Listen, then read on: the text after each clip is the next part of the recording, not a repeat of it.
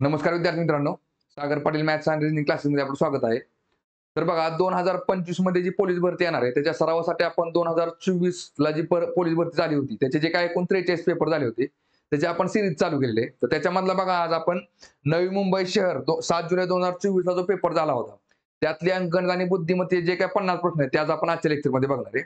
त्याच्या आधी बघा आपलं जे ऍप्लिकेशन आहे Sagar Patil maths and reasoning नावाचं तर बघा त्याच्यावरती कंबाईनसाठी सेपरेट बॅच अवेलेबल आहे. बॅचची फी फक्त आपली 999 रुपये असेल. सेम त्याचप्रमाणे आपल्या ऍप्लिकेशन वरती बघा एमपीसी साठी पण सेपरेट बॅच अवेलेबल आहे. त्याची पण फी आपली 999 रुपये आहे. ठीक आहे ना, तुम्हाला पूर्ण बॅच रेकॉर्डेड स्वरूपात मिळेल. येणाऱ्या काळामध्ये आपण सरळ सेवेसाठी, पोलीस भरतीसाठी आणि तलाठी भरतीसाठी सेपरेट बॅचेस अवेलेबल करतोय. तुम्हाला काही दिवसामध्ये ते आपल्या ऍप्लिकेशन वरती अवेलेबल होऊन जाते. ठीक आहे. तर बघा आता पहिला प्रश्न बघू आपण. बघा अॅनालॉजीवरचा प्रश्न आहे. काय दिसतंय बघा याच्यामध्ये? ह्या दोघांमध्ये जो संबंध आहे ना तोच ह्या दोघांमध्ये संबंध असला पाहिजे. बघा इथे काय दिसतंय तुम्हाला? 22 चा वर्ग किती असतो बघा? तर 484. आणि 484 मधनं काय केले बघा? तर 22 वजा केले. मग किती निघते बघा इथनं? 4 2 गेले 2 राहिले, 8 2 गेले 6 राहिले आणि 4 ला 4 म्हणजे 462. आता इथे काय निघेल बघा? तर 28 निघेल बघा. 28 चा वर्ग. 28 चा वर्ग किती असतो बघा? तर 784. 784 मधून जर तुम्ही 28 वजा केलं तर काय निघतंय बघा? 8 आणि 6 14. 7 2 गेले 5 राहिले. इकडे 7 ला 7 म्हणजे 756. बघा 756 ला 756 आहे म्हणजे इथं क्वेश्चन मार्क जागेला 28 येऊन जाईल म्हणजे ऑप्शन नंबर 4 असेल. ठीक आहे. चला पुढचा क्वेश्चन बघू आता. बघा हा पण प्रश्न कसा आहे? अॅनालॉजीवरचा प्रश्न आहे. या दोघांमध्ये जो संबंध असतो तोच ह्या दोघांमध्ये संबंध असला पाहिजे. पहा काय दिसतंय बघा इकडे तुम्हाला TX, इकडे परत KQ, परत O आणि M. बघा आता K च्या नंतर ना M बघा किती क्रमांकावर बघा JKLM. दोन घरं पुढे गेले की काय निघतंय? M निघतंय. आणि बघा O च्या पुढे बघा O जे KLMNOPQ बरोबर आहे का? O च्या पुढे दोन घरं गेले की Q निघते म्हणजे काय? Q च्या पाठीमागे दोन घरं गेले की O निघते. ठीक आहे बघा. -2 आलं बघा. इथं पण तेच निघेल बघा. पहा टीच्या पुढं बघा लक्षात घ्या. टीच्या पुढे दोन घरं जावा काय निघेल बघा? STUV. इथं काय निघेल? V निघेल बघा. शेवटचा अल्फाबेट. आणि इथं काय निघेल बघा? आता इथून इकडे आपल्याला दोन घरं पुढे जायचे म्हणजेच काय? Xच्या पाठीमागे दोन घरं कुठलं असेल बघा? आता V कुठं असते बघा सेकंडला तुम्हाला इथं आहे, इथं आहे, इथं नाही, इथं नाही. म्हणजे 3 आणि 4 नंबरचा ऑप्शन कॅन्सल झाला.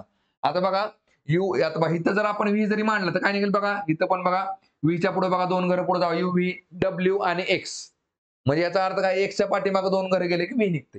म्हणजे बरोबर V उत्तर आलं पाहिजे म्हणजे ऑप्शन नंबर 2 असला पाहिजे. ठीक आहे. चला पुढचा क्वेश्चन बघू. बघा नंबर सिरीज चॅप्टरचा क्वेश्चन आहे. काय दिले बघा याच्यामध्ये? 2, 10, 30, 68 आणि इकडे काय X लिहितात. बघा आता इथे काय निघते बघा तुमचा 1 चा वर्ग अधिक 1. ठीक आहे बघा. चला परत इथं काय निघेल बघा? बरं 1 चा घन. 1 चा घन किती असतो? 1च असतो. 1 अधिक 1 बरोबर 2 झालं. ठीक आहे. इथं बघा इथं परत 2 चा घन अधिक 2. 2 चा घन झाला 8. 8 अधिक 2 बरोबर झाले 10. बघा इथं काय निघेल बघा? 3 चा घन. 3 चा घन अधिक 3. 3 चा घन झाला 27. 27 अधिक 3 झाले बरोबर 30. ठीक आहे बघा. चला इथं 4 चा घन बघा. 4 चा घन अधिक 4 करा. म्हणजे बघा 4 चा घन झाला 64. 64 अधिक 4 बरोबर झाले 68. म्हणजे आता इथे काय निघेल बघा? 5 चा घन. 5 चा घन अधिक 5. 5 चा घन किती असतो बघा? 125. पण 125 अधिक 5 बरोबर काय निघेल? 130 निघेल. म्हणजे ऑप्शन नंबर 3. 5 5 25, 25 5 1600. हा 5 चा घन अधिक 5 बरोबर 130. ठीक आहे. चला पुढचा क्वेश्चन बघू. बघा आता काय दिसतंय बघा याच्यामध्ये? पहा इथं जर बघितलं तर बघा 5 भाग केले ते 1 2 3 4 5. इथं बघा 1 2 3 4 केलेत. इथं परत 1 2 3 केलेत. आता बघा किती कप्पे होतील? तर 2 कप्पे होतील. बरोबर आहे का? पहिला ऑप्शन कॅन्सल झाला, चौथा ऑप्शन कॅन्सल झाला. बघा आता 2 आणि 3 मध्ये पण 2च कप्पे आहेत. बरोबर आहे का? पण फरक आहे बघा दोन्हीमध्ये. बघा इथं 5 तुकडे समान आहेत, इथं 4 तुकडे समान आहेत, 3 तुकडे समान आहेत. म्हणजे इथं 2 तुकडे समान असले पाहिजे. इथं बघा एक लहान आहे, एक मोठा आहे. इथं दोन्हीच्या दोन्ही समान आहेत. म्हणजे ऑप्शन नंबर काय निघेल? 2 निघेल.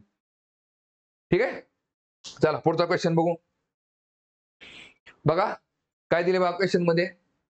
बघा आता इथं बघा भागाकारात जर चिन्ह बघितलं बघा तर बघा ह्या राईट साईडचं कुठं गेले? वरती गेले. बरोबर आहे का? बघा गुणाकारात चिन्ह बघा राईट साईडचं वरती गेले. आता वजाचं जे चिन्ह आहे राईट साईडचं ते कुठं जाणार? वरती जाणार. इथं वजा इथं आहे, इथं नाही, इथं आहे, इथं नाही.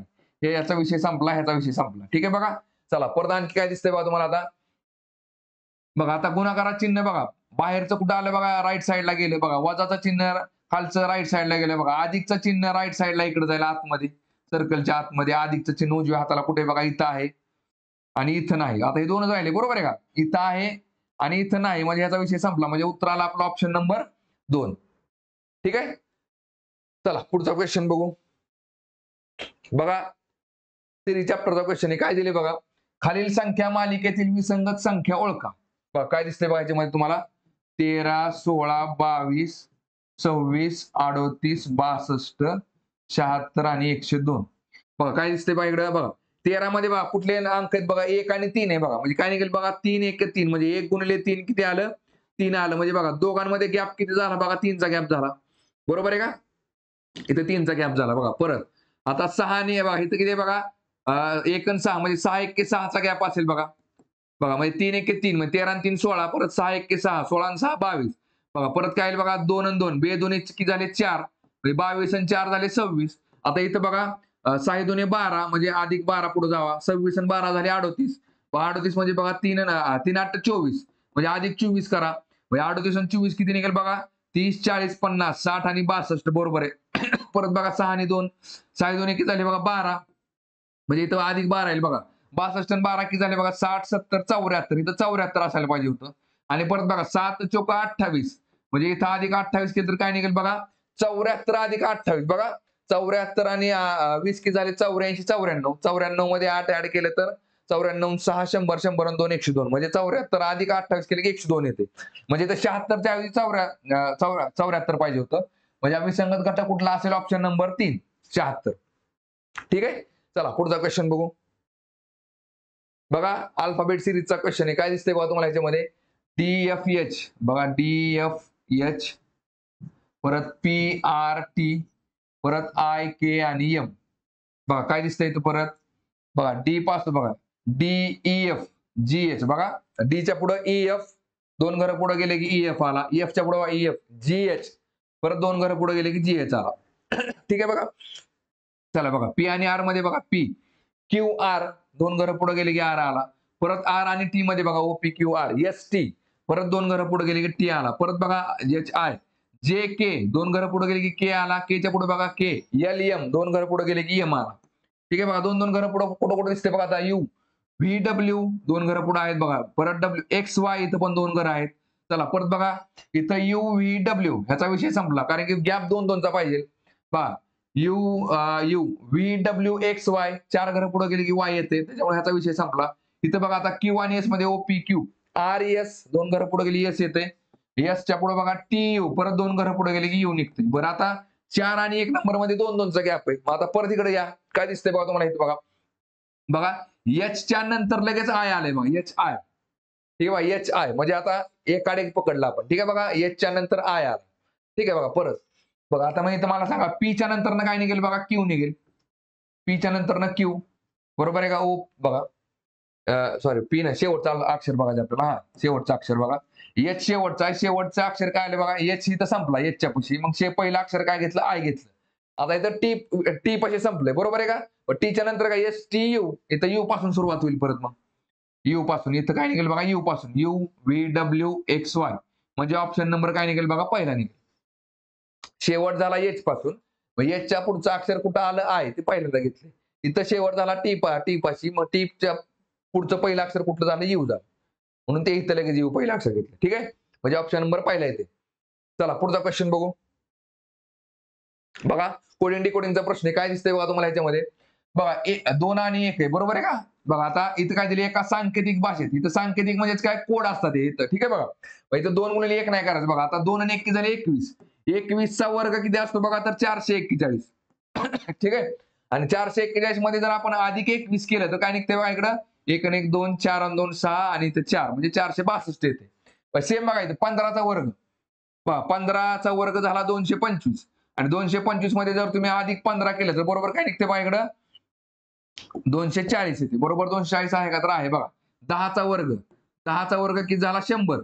100 अधिक बरोबर 100 अधिक 10 केलं तर काय निघते बघा, 110 निघते. आता इथे बघा 25, 25 चा वर्ग काय असेल बघा, तर 25 चा वर्ग असतो 625. 625 मध्ये परत 25 ऍड करा, बरोबर आहे का? किती निघते बघा, मग इथे 650. 650 म्हणजे उत्तर येते आपलं ऑप्शन नंबर 2. ठीक आहे, इथं काय निघेल 650. ठीक आहे, चला पुढचा क्वेश्चन बघू. बघा परत कोडिंग डिकोडिंगचा प्रश्न आहे बघा. आता इथे काय दिसतंय बघा तुम्हाला. बघा एका सांकेतिक भाषेत चला कोटला हा शब्द दिलाय, हाईडला हा दिलाय आणि हेडला विचारलंय बघा. आता सी जर आपण बघितला ना तर बघा अल्फाबेटमध्ये 3 नंबरला असतो, बरोबर आहे का? सी हा अल्फाबेटमध्ये 3 नंबरला असतो. बघा बघा इथं ए, एम, एन आणि झेड लिहायचं. ए हा 1 नंबरला असतो, एम हा 13 नंबरला असतो, एन हा 14 नंबरला आणि झेड हा 26 नंबरला असतो. उलटी अल्फाबेट मोजली तर झेड हा 1 नंबरला असतो, एन हा 13 नंबरला असतो, एम हा 14 नंबरला आणि झेड हा ए हा 26 नंबरला असतो. कसं उलटं मोजलं तर या साईडने आणि या साईडने मोजलं तर हे असं निघतं. बघा आता लक्षात घ्या. सी हा बरोबर बघा 3 नंबरला सरळ मोजला तर बघा ए, बी, सी 3 नंबरला झाला बघा.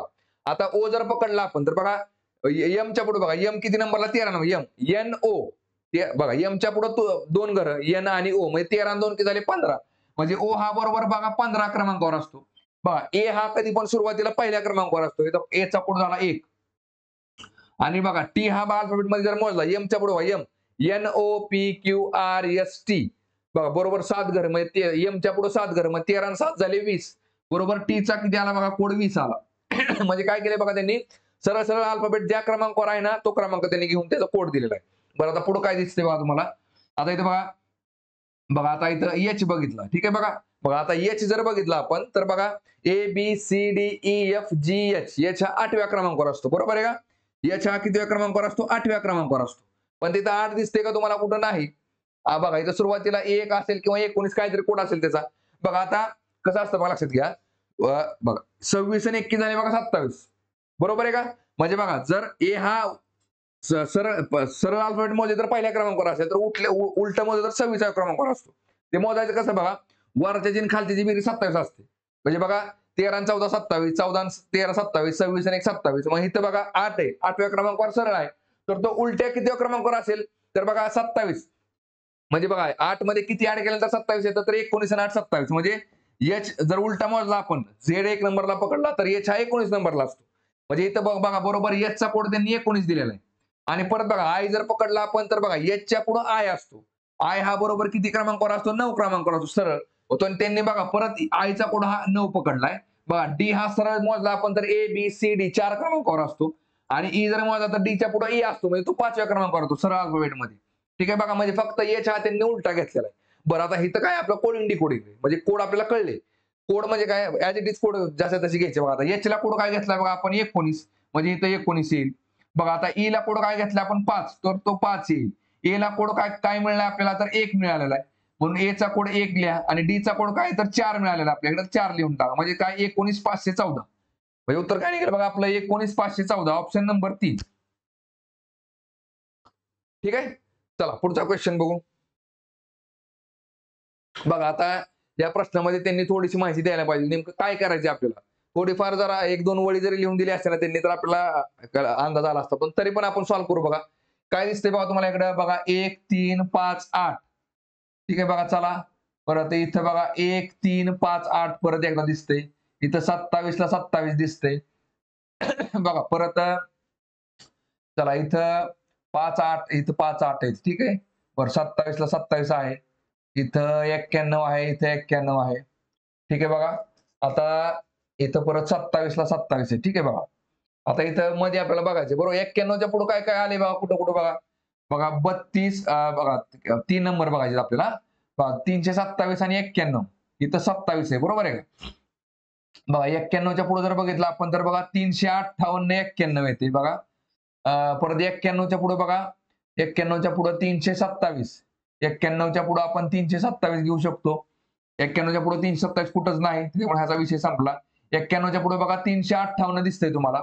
358 इथे एक आहे बरोबर आहे का? म्हणजे 358 असू शकतं. परत बघा 91 च्या पुढं झालं तेवढंच आहे. म्हणजे बघा आपण 358 घेऊ शकतो 91 च्या पुढं आणि 358 च्या पुढं बघा 358 च्या पुढे 27 पण आहे म्हणजे इथे 27 पण लिहू शकतो आपण. ठीक आहे असं.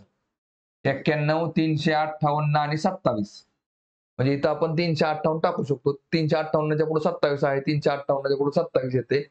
परत 91 च्या पुढे बघा 91च्या पुढे इथे 358 घेतले, असंच काहीतरी लॉजिक लावावं लागेल. म्हणजे 358 नंबर काढता येतोय बघा आपल्याला. किती? Option number 2. ठीक आहे. चला पुढचा क्वेश्चन बघू. बघा काय दिले आकृतीमध्ये बघा. या आकृतीत जलप्रतिबिंब खालील पर्यायात ओळखा. बघा आता कसं असतं, आपल्याला 2 प्रतिबिंब ओळखायचे असतात. एक तर म्हणजे काय पाण्यातलं आणि एक म्हणजे आरशातलं. आरशातलं कसं ओळखायचं, पाण्यातलं बघा. पाण्यातलं कसं मोजतो आपण, समजा आपण आता इथं पाण्याच्या शेजारी उभं राहिलो. इथं हे पाणी. ठीक आहे बघा. तर पाण्यामध्ये कसं असतं बघा, आपलं जे डोकं आहे ना ते पलीकडे लांब दिसतं आपल्याला. पायाच्या ठिकाणी पाय दिसतो आपला. बरोबर आहे का बघा? अरे पाणी हे कुठं असतं? खाली असतं. मग इथं लक्षात काय ठेवायचं बघा. आता इथल्या इथं जर आपण बघितलं आपण, तर ही प्रतिमा पाण्यात कशी दिसेल बघा इथल्या इथं. हे जसं आहे ना तसंच बघा हे असं दिसेल. बरोबर आहे का? हे असं दिसाल. बघा हे असं दिसेल इथल्या इथलं आणि ही भाग कुठं जाईल? या साईडला जाईल. येते लक्षामध्ये बघा. आता काय होईल बघा इकडं. हा जर भाग बघितला आपण, तर हाच बघा. ही जी इमेज ह्या साईडला आहे, या साईडला. ती ह्या साईडलाच असेल, पण कुठं असेल? खाली असेल. कशी निघेल बघा इथं आता ही? तर ही अशी निघेल. बघा आता ही जर बाजू बघितली आपण, ही या साईडची, तर ती पाण्यामध्ये कशी दिसेल बघा? ही अशी आणि परत इकडे अशी येईल. बघा इकडची बाजू बघितली तर पाण्यामध्ये कशी दिसेल बघा? हां, पाण्यामध्ये जर आपण बघितलं कशी दिसेल बघा इथं, तर बघा ही बाजू अशी आणि अशी जाईल. बरोबर आहे का? पाण्यामध्ये उलटं होतं ना. बघा. बघा आणि एस जो आहे तो काय होईल बघा? उलटा होईल. बघा आता मग बघा आता हे जर बघितलं आपण, तर बघा हे क्लॉकवाईज दिसतंय तुम्हाला. बरोबर आहे? क्लॉकवाईज वळलेलं आहे. इथं जर बघितलं हे सगळं अँटी क्लॉकवाईज आहे. बघा. घड्याळाच्या विरुद्ध दिशेने पडलंय. बरोबर आहे का? असं, असं आणि खाली जर बघितलं आपण, तर ते क्लॉकवाईज मध्ये येते. म्हणजे कसं? हे असं, हे असं. बघा. हे असं, हे असं, परत हे असं आणि हे असं. म्हणजे स्वस्तिक सारखं. बरोबर आहे का? आता येस जर बघा, आता असं कुठं-कुठं दिसतंय बघा तुम्हाला क्लॉकवाईज मध्ये. हे बघा इथं आहे. इथं नाही ह्याचा विषय संपला. परत इथं पण आहे आणि इथं पण आहे क्लॉकवाईज. बरोबर आहे का? चला. क्लॉकवाईज 3 ठिकाणी आले. बरोबर आहे का? चला. आता येस कसा निघेल बघा पाण्यामध्ये, हा जर बघितला आपण. खालची जी बाजू आहे ना, तर बघा ही खालची बाजू इथल्या इथं अशी दिसेल. बघा.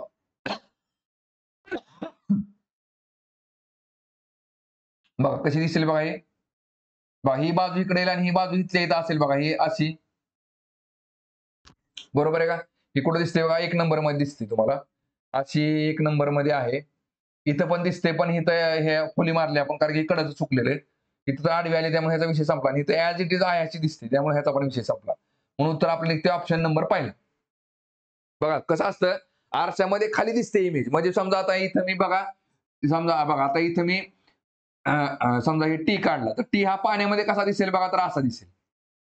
बरोबर आहे का? आणि तोच जर मी आरशामध्ये बघितला, आरशामध्ये, तर बघा आरशामध्ये तो कसा दिसेल? आहे असा दिसेल. फक्त आरशामध्ये कसं असतं, उजवा हात आपला डाव्या हाताला जातो, डावा हात उजवा. ह्याच्यामध्ये काय होतं? उलटं होतं सगळं. म्हणजे समजा आता इथं मी पी काढला. बघा, हा जर मी पी पी काढला, तर तो मला आरशामध्ये कसा दिसेल बघा, तर तो आरशामध्ये मला असा दिसेल. आरशामध्ये. आणि पाण्यामध्ये जर बघायचं म्हटलं, तर तो कसा दिसेल बघा, मला असा दिसेल. येते लक्षामध्ये बघा. बघा म्हणजे फक्त जागाला उलटी झाली. कशामध्ये? आरशामध्ये. आणि पाण्यामध्ये काय झाली बघा, अशी फक्त जी आहे ना, अशी जी आहे ती अशी झाली. येते लक्षामध्ये बघा. ठीक आहे. हां. बघा आता पुढचा क्वेश्चन बघू. बघा आता बघा. ट्रेनचे आरशातील प्रतिबिंब ओळखा. बघा आरशातले विचारलंय बघा आता इथं बघा. ट्रेन. TRAI आणि N. बघा आता हेच काय होईल बघा, उलटं होईल. येतंय लक्षामध्ये बघा. इथल्या इथं ही इथं दिसेल टी. बरोबर आहे का? बघा आर हा कुठं दिसेल? या साईडला. पण तो कसा दिसेल बघा? उलटा. असा दिसेल. पहा ए जसा आहे तसा दिसेल. आय जसा आहे तसा दिसेल. फक्त एन जो आहे तो कसा होईल बघा, ही बाजू कडेला जाईल इकडं. बघा परत इकडून असा वर गेला की नाही, तर तो असा जाईल आणि इथं असा जाईल. बघा इकडचं अल्फाबेट इकडे गेलं आणि ते पण सगळं उलटं झालंय. आता असं कुठं कुठं दिसतंय बघा तुम्हाला. बघा एन एन इथं तसा दिसतोय बघा. एन इथं आहे याचा विषय संपला. इथं दिसतोय. इथं पण दिसतोय. ठीक आहे बघा. एनच्या नंतर आय. बघा परत आर बघा. आर इथं सरळ दिसतोय त्यामुळे ह्याचा विषय संपला. ठीक आहे बघा. आता 3 आणि 4 मध्ये बघा. बघा आता ए कसा दिसतोय तुम्हाला, सॉरी आय असा दिसतोय बघा आय. ए बघा ए हा त्यांनी उलटा केलाय. बघा पाण्यामध्ये जर इमेज असती ना, तर पाण्यामध्ये इमेज अशी दिसली असती बघा, लक्षात घ्या. ही आहे असं बघा असं. बघा हे सॉरी इथं कसं आलं असतं बघा. हे असं. परत हे आहे असं. आणि हे बघा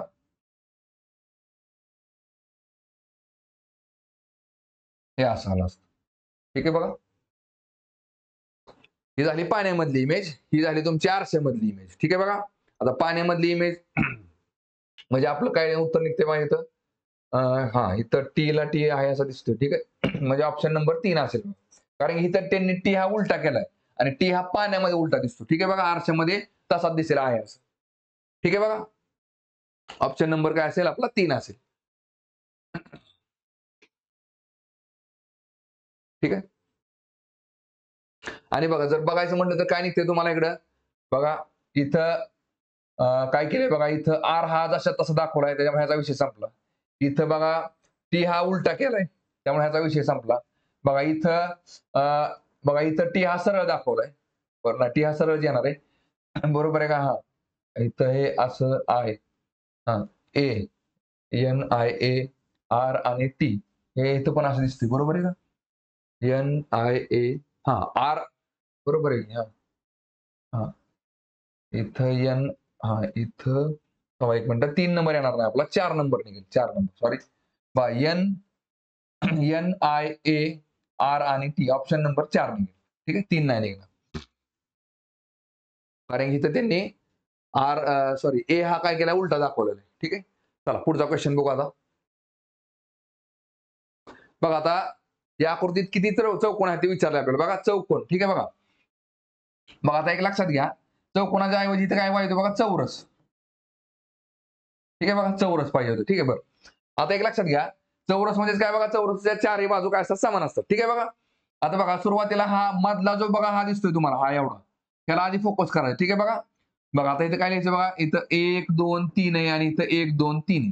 तर 1 2 आणि 3 आहे बरोबर आहे का बघा आता इथं मोठी संख्या कुठली आहे बघा 3 ला 3 आहे म्हणून 3 चा वर्ग लिहा अधिक इथं काय निघेल बघा 2 गुणिले 2 म्हणजे 2 चा वर्ग आणि अधिक 1 म्हणजे काय निघेल 1 चा वर्ग. ठीक आहे बघा आता कसं असतं लक्षात घ्या 3 चा वर्ग झाला 9 2 चा वर्ग झाला 4 आणि 1 चा वर्ग झाला 1 म्हणजे 9 1 10 4 14 झाले. ठीक आहे बघा हे 14 झाले आतमधले. आता बाहेरचे सिंगल सिंगल मोजा 1 2 3 आणि 4 हे किती वाढले बघा 4 वाढले 14 आणि 4 किती झाले 18 म्हणजे आपलं उत्तर काय निघेल बघा ऑप्शन नंबर 4 आणि कधी पण लक्षात ठेवायचं चौरसापेक्षा आयत हे जास्त निघतं. ठीक आहे बघा म्हणजे ह्याच डायग्राम मध्ये जर तुम्हाला आयत विचारलं असतं समजा एवढ्या डायग्राम मध्ये जर फक्त तुम्हाला बघा आता नुसते एवढ्यामध्ये जर बघितलं आपण तर 14 चौकोन आले आणि तेच जर तुम्हाला आयत विचारलं असतं किती आले असते बघा 1 2 3 इकडे 1 2 3 बघा 3 2 5 आणि 1 6 इकडे परत 3 2 5 आणि 1 6 म्हणजे 6 6 36 आले असते. फक्त कशामध्ये आतल्या मधल्या बाकी सोडून द्या आतमध्ये 36 आयत निघाले आतमध्ये 14 चौकोन निघाले. आयत कधी पण जास्त निघतात. ठीक आहे चला पुढचा क्वेश्चन बघू आता. बघा मिसिंग कॅरेक्टरवरचा क्वेश्चन आहे काय दिले बघा प्रश्नचिन्हाच्या जागी येणारी संख्या ओळखा. बघा काय निघते बघा इकडं बघा 8 चा वर्ग किती झाला बघा 8 चा वर्ग झाला 64.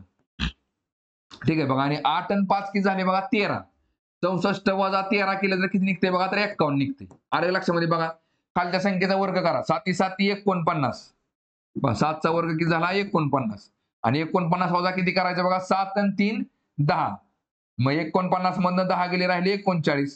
आता इथं मला सांगा इथं कुठली संख्या घ्यावी लागेल आपल्याला बघा कुठल्या संख्येचा वर्ग करून 6 वजा केलं तर 6 राहील म्हणजे इथं बघा 6 बघा सॉरी एक मिनिट काय निघेल बघा इथं इथं जर आपण बघा 4 घेतलं तर 4 चा वर्ग किती निघेल बघा तर 4 चा वर्ग झाला 16 16 मधून बघा 6 आणि 4 किती झाले 10 वजा करा 16तनं 10 गेले बरोबर राहिले 6 म्हणजे इथं बरोबर काय निघेल बघा तर 4 घ्यावं लागेल म्हणजे ऑप्शन नंबर पहिला. ठीक आहे चला पुढचा क्वेश्चन बघू. बघा काय दिले बा प्रश्नामध्ये खालील गटातील विसंगत शब्द ओळखा. बघा टीव्ही मोबाईल इंटरनेट आणि ईमेल तर बघा ह्याच्यामध्ये बघा मोबाईल इंटरनेट आणि ईमेल हे एकमेकांशी आपण संवाद साधण्यासाठी वापरू शकतो बरोबर आहे का. टीव्हीचा मात्र आपण संवाद साधण्यासाठी वापर नाही करू शकत. ठीक आहे त्याच्यामुळे ऑप्शन नंबर पहिला निघेल. अजून दुसरं काय तुम्हाला लॉजिक लावायचं असेल तर लावा पण उत्तर आपलं टीव्ही निघेल. ठीक आहे चला पुढचा क्वेश्चन बघू.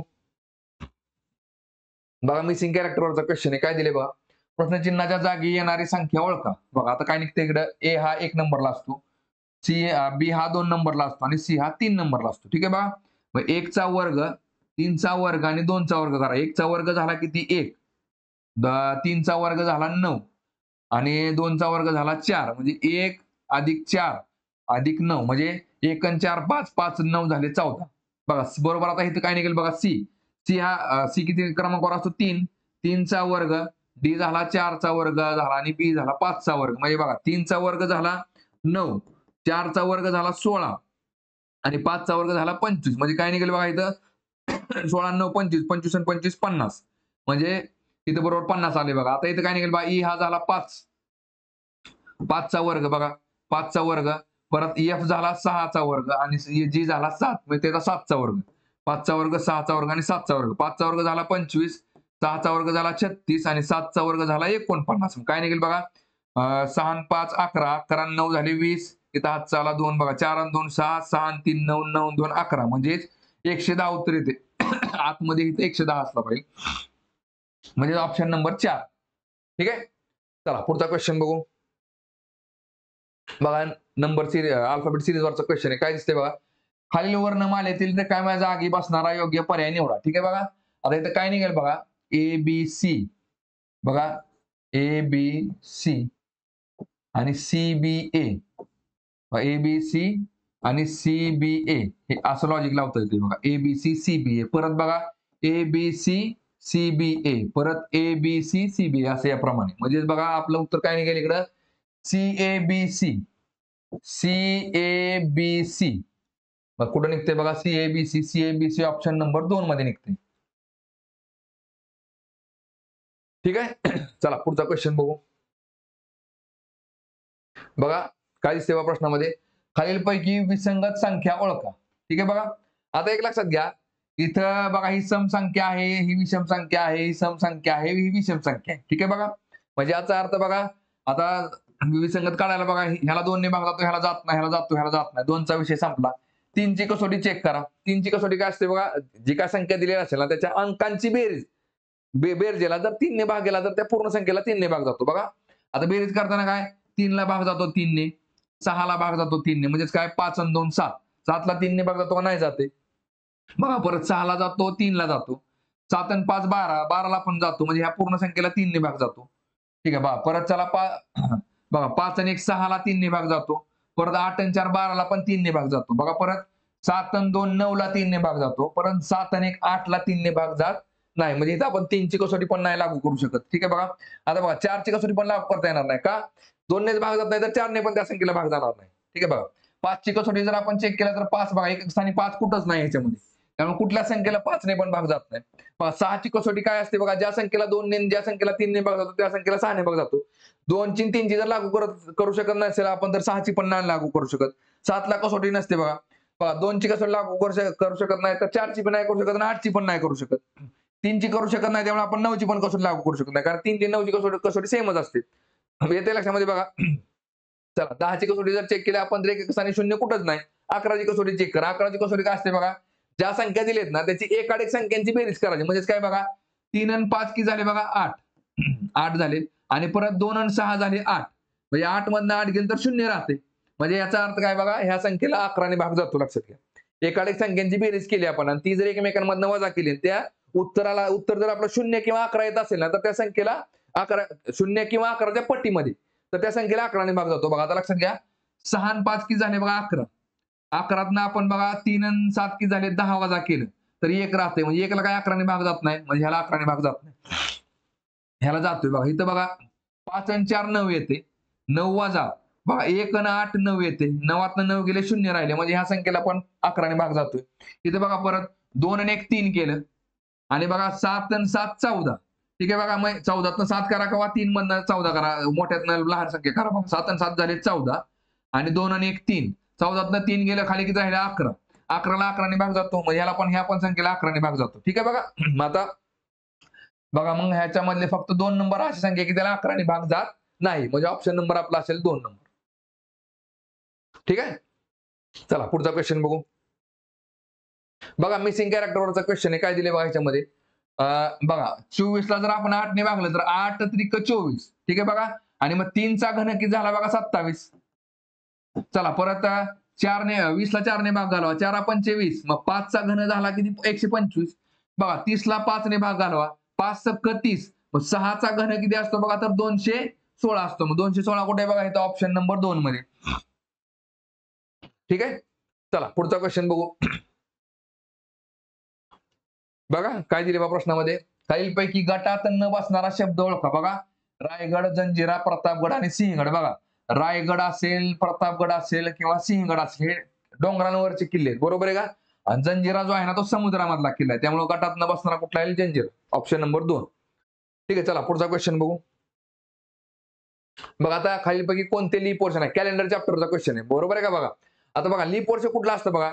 जर शतकाचं वर्ष असेल, शतकाचं म्हणजे 100, 200, 300, 400, तर त्या शतकाला 400 ने भाग गेला पाहिजे. कसं असतं, आपण काय म्हणतो बघा, ज्या संख्येला 4 ने भाग होतो त्या संख्येला लीप वर्ष म्हणतो, बरोबर आहे का? म्हणजे थोडक्यात काय, 1224 असेल, 1540 असेल, बघा 1680 असेल किंवा 1752 असेल, 1828 असेल, 1972 असेल. म्हणजे बघा, ह्या सगळ्या संख्यांना 4 ने भाग जातो. 4 ने भाग जातो म्हणजेच काय, शेवटच्या 2 अंकांना 4 ने भाग गेला की त्या पूर्ण संख्येला 4 ने भाग जातो.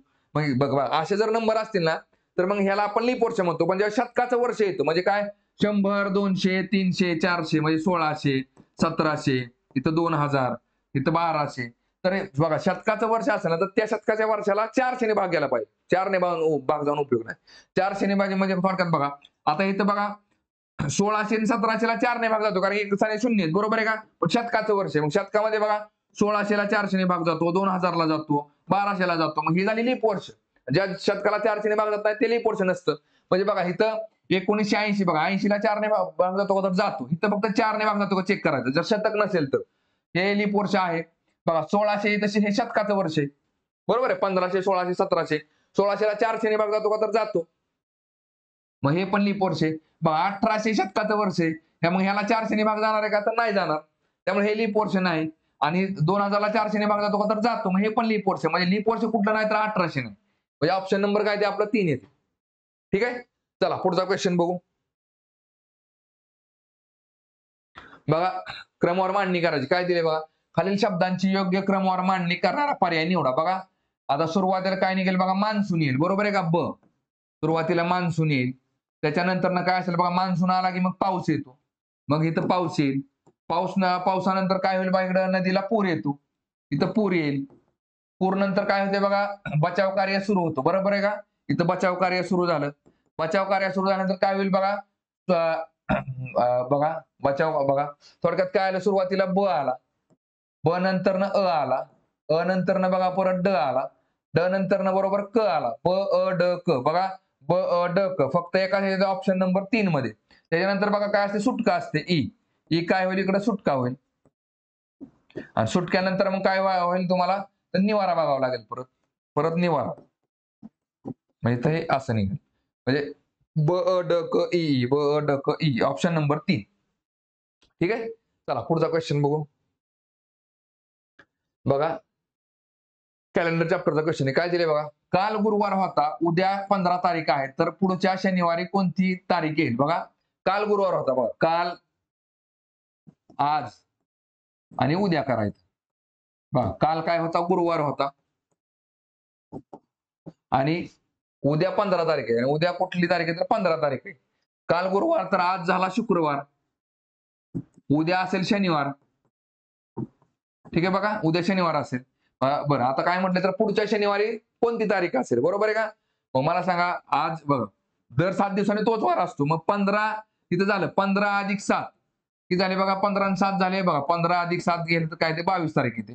15 आणि 7 22, म्हणजे त्या दिवशी पण शनिवार असेल. मग पुढचा शनिवार कधी असेल, तर 22 तारखेला असेल. ठीक आहे, मग 22 म्हणजे ऑप्शन नंबर 2. ठीक आहे, चला पुढचा क्वेश्चन बघू.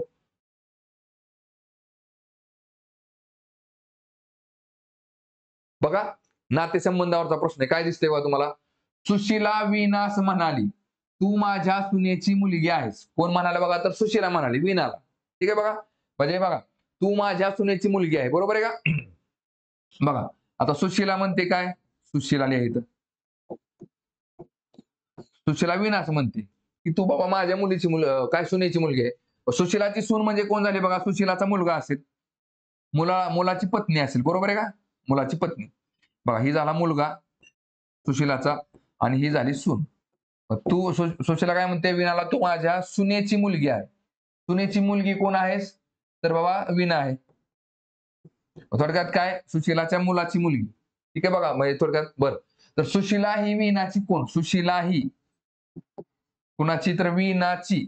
बघा मग कसं असतं, कुणाचे कुणाशी, किंवा बघा ए चे बीशी, ए हा बीचा, किंवा ए ही बीची.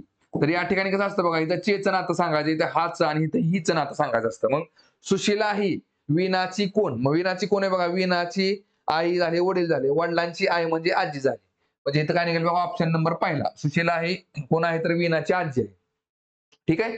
चला पुढचा क्वेश्चन बघू आता. बघा परम्युटेशन कॉम्बिनेशन वरचा क्वेश्चन आहे. काय दिले बघा, एका बुद्धिबळ खेळाच्या सामन्यामध्ये 6 खेळाडू प्रत्येक खेळाडू बरोबर केवळ एकदाच खेळणार आहेत. तर सामन्यात किती खेळ होतील? बघा आता एकूण खेळाडू किती आहेत बघा, 6 खेळाडू आहेत. बरोबर आहे का? पहिली गोष्ट म्हणजे काय असतं बघा, प्रश्न परम्युटेशनचा आहे का कॉम्बिनेशनचा आहे ते ओळखणं खूप गरजेचं असतं बघा, लक्षात घ्या. मला सांगा आता बुद्धिबळ खेळायचे बघा, बुद्धिबळ असू द्या, हस्तांदोलन असू द्या, तुमची कुस्ती खेळायची असू द्या, क्रिकेटचा सामना असू द्या, हे सगळे 2-2 ह्याच्यामध्ये खेळ आहेत. 2-2 टीम मध्ये खेळले जातात किंवा दोघांमध्ये खेळले जातात. बरोबर आहे का? तिथे कसं असतं लक्षात घ्या, ज्यावेळेस आपण दोघांची निवड करतो, लक्षात घ्या. बघा समजा आता तुम्ही 1 आणि 2 घेतले बघा, 1 आणि 2 हे जर 2 नंबर घेतले आणि ह्या दोघांची काय केलं बघा, एक संख्या, ह्या 2 अंकांपासून मी 2 अंकी संख्या कुठल्या तयार करू शकतो, एक म्हणजे 12 आणि दुसरी माझी झाली 21. बरोबर आहे का? मला सांगा, एकदा मी 1 ला इथं घेतलं, एकदा 2 ला इथं घेतलं, मी परत आदला बदल केली, 2 ला इथं घेतलं, 1 ला इथं घेतलं. मग मला सांगा, जर दोघांची आदला बदल केली तर फरक पडला का? तर पडला. इथं 12 झालं, इथं 21 झालं. बरोबर आहे. आदला बदल केली की संख्या बदलते. पण ज्या ठिकाणी दोघांमध्ये जर आदला बदल केली आणि जर फरक पडत असेल तर तो परम्युटेशनचा असतो. प्रत्येक वेळेस बघा असं नाही करायचं की दोघं असले की लगेच हस्तांदोलन आणि मग लगेच त्या टाईपने प्रश्न सॉल्व्ह करा. बघा कधी-कधी फसवेगिरी पण प्रश्न तुम्हाला विचारू शकते. त्यामुळे लक्षात ठेवायचं. आदला बदल झाली दोघांमध्ये आणि फरक पडला तर परम्युटेशन. बघा आता समजा मला सांगा, इथं दोघं जणांची आपण निवड केली. संघ बघा ए आणि बी ची. बरोबर आहे का? आणि बुद्धिबळ खेळण्यासाठी. ठीक आहे. दोघांची आदला बदल केली. बीला इथं बसवला आणि एला इथं बसवला. सुरुवातीला एला इथं बसवला, बीला इथं बसवला. परत बीला इथं बसवला, इथं एला बसवला. मला सांगा, दोघांच्या जागेंच्या आदला बदल केली तर काय फरक पडला का? नाही. सामना ए आणि बी मध्येच रंगणार आहे. मग याचा अर्थ बघा, ज्यावेळेस दोघांमध्ये आदला बदल केला तर फरक पडत नाही ना, तो कॉम्बिनेशनचा प्रश्न असतो. म्हणजे बघा इथं एकूण किती जण आहेत? 6 जण आहेत. आणि एक बुद्धिबळाचा सामना खेळण्यासाठी आपल्याला 2 जणांची निवड करावी लागते. 6 मधून 2 जणांची. ठीक आहे. मग आता हे सॉल्व्ह कसं करायचं बघा. बघा इथं 6 फॅक्टोरियल लिहा, डिवाइडेड बाय, बघा इथं डिवाइडेड बाय काय करायचं इथं बघा. तर बघा 2 फॅक्टरीला 2 फॅक्टरी लिहा. 2 ला 2 घेतला आपण. आणि 2 आणि किती 6 आहेत. 2 अधिक किती 6, तर 2 आणि 4 6. म्हणून इथं 4 लिहा परत. म्हणजे खालची बेरीज वरची एवढी आली पाहिजे. आधी 2 घेतलेला, 2 ला 2 घ्यायचं आणि 2 आणि 4 6. बघा आता फॅक्टरीचा अर्थ काय असतो बघा. 6 गुणिले 5 गुणिले 4 फॅक्टरी म्हणजे 6 5 4 3 2 1 असं उलट 1 पर्यंत जायचं असतं. पण आता मी 4 पर्यंत का स्टॉप केला? कारण मी 4 ला 4 फॅक्टरीला 4 फॅक्टरी कॅन्सल करू शकतो. म्हणजे बघा इथं काय झालं, 2 फॅक्टरी म्हणजे काय झालं, 2 गुणिले 1. डायरेक्ट नुसतं 2 घेतलं तर चालतंय. आणि इथं किती झाले 4 फॅक्टरी. बघा मग काय उत्तर येईल बघा इकडं, 4 फॅक्टरीला 4 फॅक्टरी कॅन्सल, बे एक बे, बे त्रिक 6 म्हणजे 3 5 15. म्हणजे एकूण किती सामने खेळले जाते तर 15 सामने खेळले जाते. ऑप्शन नंबर दुसऱ्यामध्ये. ठीक आहे. चला पुढचा क्वेश्चन बघू आता. बघा आता क्रमवार वर्ग संख्यांची जर बेरीज असेल ना, तर त्यावेळेस काय करतो बघा आपण, एकूण संख्या किती आहेत बघा, n आहेत. बरोबर आहे का? n संख्या आहेत एकूण. ह्याचं काय करतो आपण बघा, परत n+1. मग थोडक्यात काय झालं बघा, आता 27 एकूण संख्या किती आहेत बघा, 1 चा वर्ग, 2 चा वर्ग, 3 चा वर्ग, असे 27 संख्यांचा वर्ग आहे. बरोबर आहे का? मग एकूण संख्या झाल्या 27. त्याच्या पुढची संख्या कुठली झाली, n+1 म्हणजे किती झाली बघा 28. आणि दुसरं काय असतं बघा इथं परत बघा, परत आणखी ब्रॅकेटमध्ये काय असतं बघा, n+1 म्हणजे परत ह्या दोन संख्यांची बेरीज असते. थोडक्यात काय 27 आणि 28 चं बेरीज किती झाली बघा 55. बरोबर आहे का? 20 आणि 20 40 आणि 8 आणि 7 15 म्हणजे 55 गुणिले 55 करायचं. आणि डिवायडेड बाय किती असते बघा, याला 6 असते. डिवायडेड बाय किती आले इकडे 6 ला. आणि आता भागाकार. हे क्रमवार संख्यांच्या वर्गांची बेरीज विचारली असेल तर हा फॉर्म्युला वापरायचा. मग थोडक्यात काय, जेवढ्या संख्या दिलीत ती संख्या त्याच्या पुढची संख्या ह्या दोन संख्यांची बेरीज भागिले 6. बघा मग काय निघेल बघा इथं आता. चला इथं बे त्रिक 6, इथं बे एक बे, बे चोक 8. चला परत 3 एक 3, 3 9 27 आलं. ठीक आहे बघा. चला आता गुणाकार करा. 55 गुणिले 14 करा. 55 गुणिले 14. बघा 14 पंचे 70, इथं 0 आलं. 14 पंचे 70 आणि 7 झाले 77. ठीक आहे बघा 770 झाले. आता 770 ला परत 9 ने गुणा, 9 ने गुणा. काय निघेल बघा, 9 असत 63, परत 9 असत 63, 63 आणि 6 किती झाले 69. आणि हे शून्याला शून्य म्हणजे 6930. आता मला सांगा 6930 पर्यायामध्ये तुम्हाला कुठे दिले का त्यांनी? नाही.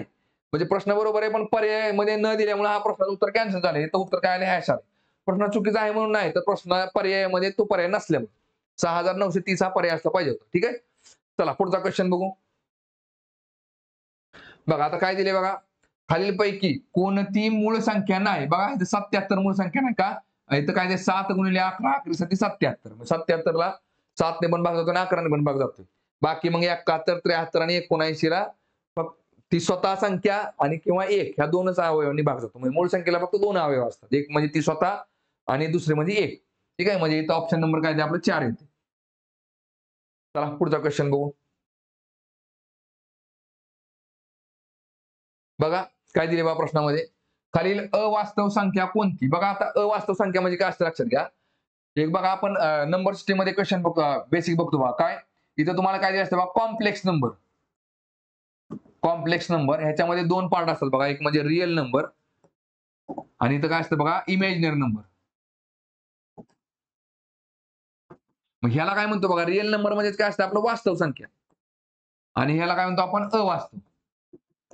बघा आता हा पाठ आपल्याला नसतो लक्षात ठेवायचा. ठीक आहे. बघा हा अभ्यास आपण अभ्यासात काय आपल्याला स्पर्धा परीक्षेमध्ये हा भाग नाही. ठीक आहे. बघा रिअल नंबर मध्ये खाली सगळे झाले मग तुमचे नैसर्गिक संख्या असतील, तुमच्या परिमेय संख्या, मूळ संख्या, वर्ग संख्या, सम संख्या, धन संख्या, ऋण संख्या, झिरो सगळं कशामध्ये आलं, रिअल नंबर मध्ये आलं. ठीक आहे. बघा हे सोडून बघा मग हे सोडून ज्या संख्या असतात इमॅजिनरीचा अर्थ काय असतो बघा याच्यामध्ये. बघा इमॅजिनरी मध्ये I square is equal to 1 असतं लक्षात घ्या.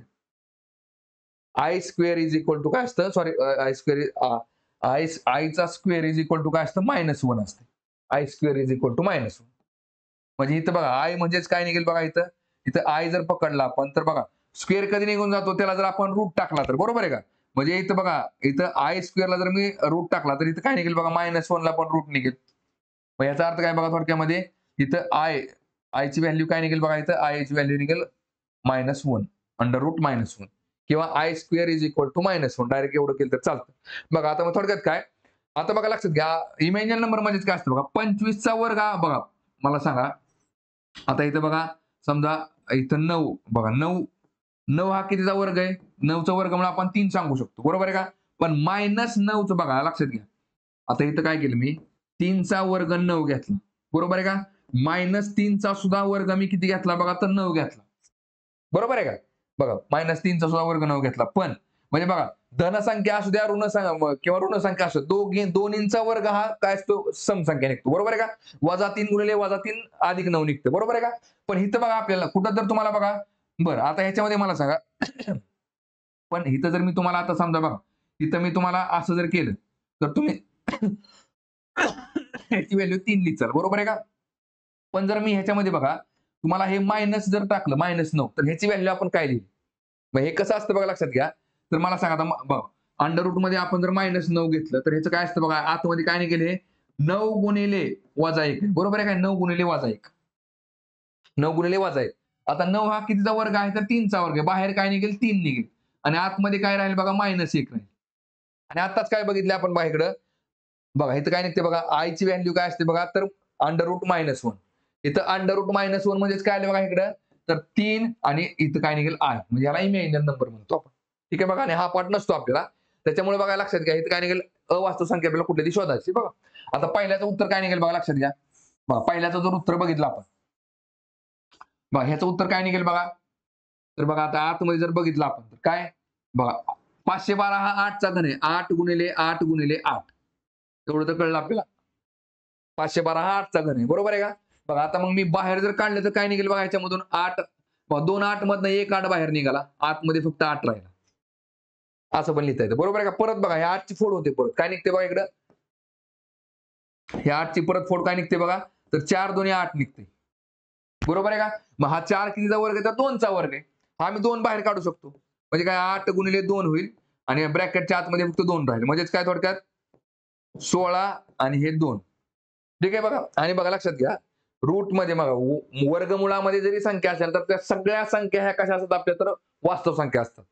ठीक आहे बघा. परिमेय संख्या, अपरिमेय म्हणजे थोडक्यात काय रॅशनल, इरॅशनल सगळ्या संख्या काय असतात तुमच्या, तर कशामध्ये असतात, वास्तव संख्येमध्ये वास्तव संख्या असतात. अवास्तव फक्त कुठल्या असतात, तर इमॅजिनरी. म्हणजे येते लक्षामध्ये, म्हणजे कोणत्याही वर्गमुळामध्ये जी आतमध्ये संख्या असते ती नकारार्थी असते, निगेटिव्ह असते. निगेटिव्ह संख्येचा वर्गमूळ काढायचा असतात आपल्याला आणि ते कशामध्ये येतं तर अवास्तव संख्येमध्ये असतं. ठीक आहे बघा. बघा आता इथे काय निघेल बघा. इथं 27/0 म्हणजे काय निघेल बघा. कुठल्याही संख्येला जर 0 ने भागलं तुम्ही तर इन्फानाइट उत्तर निघतं. बरोबर आहे का? बरं आता इथं बघा ह्याचं उत्तर काय निघेल बघा. पहा हे पण संख्या काय आपली वास्तव संख्या वर्गमुळामध्ये संख्या. बघा ही पण वर्गमुळामध्ये संख्या आहे. पण ही कशी आहे बघा इमॅजिनरी. कशी आहे लक्षात घ्या. याचं उत्तर काय निघेल बघा. तर 25 गुणिले -1 बरोबर आहे का? म्हणजे -25. आता बघा वर्गमूळ जर 25चं काढलं आपण आत बाहेर तर काय निघेल बघा 5 निघेल आणि आतमध्ये काय राहील बघा इकडे -1 राहील. आणि आताच काय बघितलं आपण आय ची व्हॅल्यू काय बघा i square is equal to -1 असतो आणि आय ची व्हॅल्यू किती असते बघा इकडं तर अंडर रूट मध्ये -1. ठीक आहे वर्गमुळामध्ये -1 म्हणजे इथं काय निघेल बघा 5 आय उत्तर निघेल त्याचं. आणि हे असतं इमॅजिनरी म्हणजे अवास्तव संख्या म्हणजे ऑप्शन नंबर 3. ठीक आहे. चला पुढचा क्वेश्चन बघू. बघा बॉड मासचा क्वेश्चन आहे काय दिसते बघा तुम्हाला ह्याच्यामध्ये बघा बेस्ट स्टेप बाय स्टेप जाऊ -325 चला -325 बघा -325 चला परत अधिक ब्रॅकेटच्या आतमध्ये काय -108 -108 चला अधिक परत इकडे काय ब्रॅकेटच्या आतमध्ये 25 वजा चला आतमध्ये काय बघा आता हे एवढं सॉल्व्ह करू आपण 107 - 124 बरं 107 - 124 बघा 124 मधून 107 घालावा आधी काय निघेल बघा 14तनं 7 गेले 7 एकातनं 0 गेले 1 आणि इकडे 0 म्हणजे 17 राहिले बरोबर आहे का बघा आता बघा ब्रॅकेटच्या आतमध्ये काय अधिक 107 वजा 124 आहे बरोबर आहे का मोठे बघा आता 124 मध्ये 107 गेले 17 राहिले मोठ्या संख्येचे चिन्ह काय वजा ते वजा 17 आतमध्ये देऊन टाका ठीक आहे आणि बाकीचे ब्रॅकेट काय असेल ते लिहून टाका चला आता काय निघेल बघा इकडं बघा वजा 325 अधिक इकडे काय निघेल वजा 108 अधिक इकडे काय निघेल बघा 25 आता काय होईल बघा इकडे लक्षात घ्या 25 वजा वजा 17 म्हणजेच काय वजा वजा प्लस होईल म्हणजे इथं काय निघेल बघा 25 अधिक 17 ठीक आहे बघा 25 अधिक 17 आणि हे असं होईल इथं लक्षामध्ये बघा वजा वजा प्लस झालं आणि प्लस 17 झाले चला आता परत पुढे काय निघेल बघा वजा 325 अधिक ठीक आहे बघा ब्रॅकेटच्या आतमध्ये वजा 108 अधिक चला 25 आणि 17 किती झाले बघा इकडं 25 आणि 17 झाले किती 20 30 40 आणि 42 आतमध्ये किती झाले बघा 42 ठीक आहे बघा आता काय निघेल बघा वजा 325 अधिक ब्रॅकेटच्या आतमध्ये वजा 108 आणि 42 अधिक 42 मला सांगा 108 मधून जर आपण 42 जर वजा केले तर खाली किती राहते बघा 8तनं 2 गेले 6 राहिले आणि 10तनं 4 गेले 6 राहिले 66 पण कसे बघा वजा 108 अधिक 42 108 मधनं 42 गेले 66 राहिले मोठ्या संख्येत चिन्ह काय वजा म्हणून वजा 66 येते इथं ठीक आहे इथं किती निघेल बघा वजा 66 चला आता इथे काय निघेल बघा वजा 325 ठीक आहे बघा वजा 325 आणि अधिक वजा वजाच असतं लक्षात घ्या वजा 66 म्हणजे 325 आता बघा काय होईल इकडे वजा 325 आणि वजा 66 दोन्हीची बेरीज करा काय निघेल बघा इकडं बा 325 आणि 66 ची बेरीज करा काय निघेल 6 आणि 5 11 बघा 6 आणि 2 8 आणि 1 9 आणि इकडे 3 391 बरं आता इकडे काय निघेल बघा 391 आलं पण काय निघेल बघा वजा वजाचं चिन्ह कारण की दोन्ही संख्या काय आहेत बघा वजा वजा आहेत बरोबर आहे का मग त्याची बेरीज करायची आणि वजा चिन्ह देऊन टाकलं आपण 391 म्हणजे वजा 391 ऑप्शन नंबर पहिला उत्तर ठीक आहे चला पुढचा क्वेश्चन बघू बघा रोमन संख्या दिल्या ठीक आहे रोमन संख्या दिल्या ठीक आहे बघा काय दिसते बघा ह्याच्यामध्ये 10 आणि 10 20 20 आणि 5 25 25 आणि 3 किती झाले 28 28 परत वजा किती आहे बघा हे 4 आहे ठीक आहे बघा वजा 4 परत भागिले किती आहे 3 दिले आता सॉल्व्ह करा 28 मधनं 4 गेले 24 राहिलं 24 भागिले 3 काय निघेल बघा मग 3 8 24 8 उत्तर येते 8 उत्तर म्हणजेच काय बघा 5 6 7 8 ऑप्शन नंबर पहिला ठीक आहे चला पुढचा क्वेश्चन बघू बघा आता सर्ट्स आणि इंडासच्या चॅप्टरवरचा क्वेश्चन आहे काय दिसते बघा तुम्हाला खाली अयोग्य जोडी ओळखा बघा आता ए ची पॉवर काय दिली त्यांनी 0 दिलेली ठीक आहे बघा कुठल्याही संख्येची पॉवर जर 0 असेल ना तर त्या ठिकाणी उत्तर काय इज इक्वल टू 1 असतं लक्षात घ्या ए इज इक्वल टू 0 असेल ना तर ते काय उत्तर एक हा कुठल्याही संख्येची पॉवर जर 1 असेल ना तर मग तीच संख्या असते म्हणजे इथं इथं पॉवर जर बघा कसं असतं समजा आता मी 15 संख्या लिहिली 15 संख्येची पॉवर ही 1 असते लक्षात ठेवायचं जे आपण लिहित नाही दाखवत नाही बरोबर आहे का त्याचा ह्याचा छेद किती असतो 1 असतो याचा छेद पण 1 असतो म्हणजे थोडक्यात काय 15 असं असतं. ठीक आहे. पॉवर जर 1 असेल ना तर 30 संख्या असते. छेद जर 1 असेल तर 30 संख्या असते. ठीक आहे बघा. बघा मग आता इथे a ची पॉवर काय 0 नाही तर उत्तर काय यायला पाहिजे होतं बघा इथे 1 उत्तर यायला पाहिजे. त्यामुळे बघा अयोग्य जोडी कुठली आली ऑप्शन नंबर पाहिजे. ठीक आहे बघा चला आता पुढचं बघा आता. तरी पण 2 नंबरचा ऑप्शन चेक करा बघा. बघा a चा घन बघा a चा घन कसं असतं बघा लक्षात घ्या. बघा इथं चुकून झालंय बघा इथं b पाहिजे होतं. ठीक आहे बघा. इथं b. a चा घन बघा आता कसं असतं बघा समजा a चा घन आहे आणि दुसरं काय दिले तुम्हाला b चा घन दिले. सेपरेट दोन्ही संख्या पकडू आपण बघा. आता a आपण 1 पकडला ठीक आहे. 1 चा घन आणि b आपण 2 पकडला 2 चा घन म्हणजे 1 चा घन झाला 1 2 चा घन झाला 8. मग 8 1 हे 8 उत्तर आलं. बरोबर आहे का? सेम आपण काय केलं बघा. आता इथे दोन्हीचा पॉवर सेमच आहे ना मग पुढे काय केलं आपण बघा a गुणिले b केलं आणि त्याचं पॉवर किती आहे दोन्हीचं पॉवर सेम असल्यामुळे क्यूब करून टाकला. ठीक आहे बघा. म्हणजे बघा आता 1 गुणिले 2 1 गुणिले 2 आणि त्याची पॉवर किती क्यूब करून टाकली. मग बे 1 बे झाली आणि त्याची पॉवर किती क्यूब आहे म्हणजे काय निघेल बघा 2 चा घन किती झाला 8 झाला. बे दोन्ही 4 4 दोन्ही 8 इथं पण 8 उत्तर आलं इथं पण 8 उत्तर आलं म्हणजे हे बरोबर आहे. ठीक आहे आता इथं काय निघेल बघा लक्षात घ्या. हे 3 नंबरचं. बघा 3 नंबरला काय दिले बघा हा. आता बघा कसं असतं a ची पॉवर x आहे बरोबर आहे का? इथं 1 बाय काय दिले a ची पॉवर -x. बघा कुठली कसं असतं बघा लक्षात घ्या. समजा इथे आता मी 7चा काय केलंय बघा 7चा 13वा घात घेतलाय.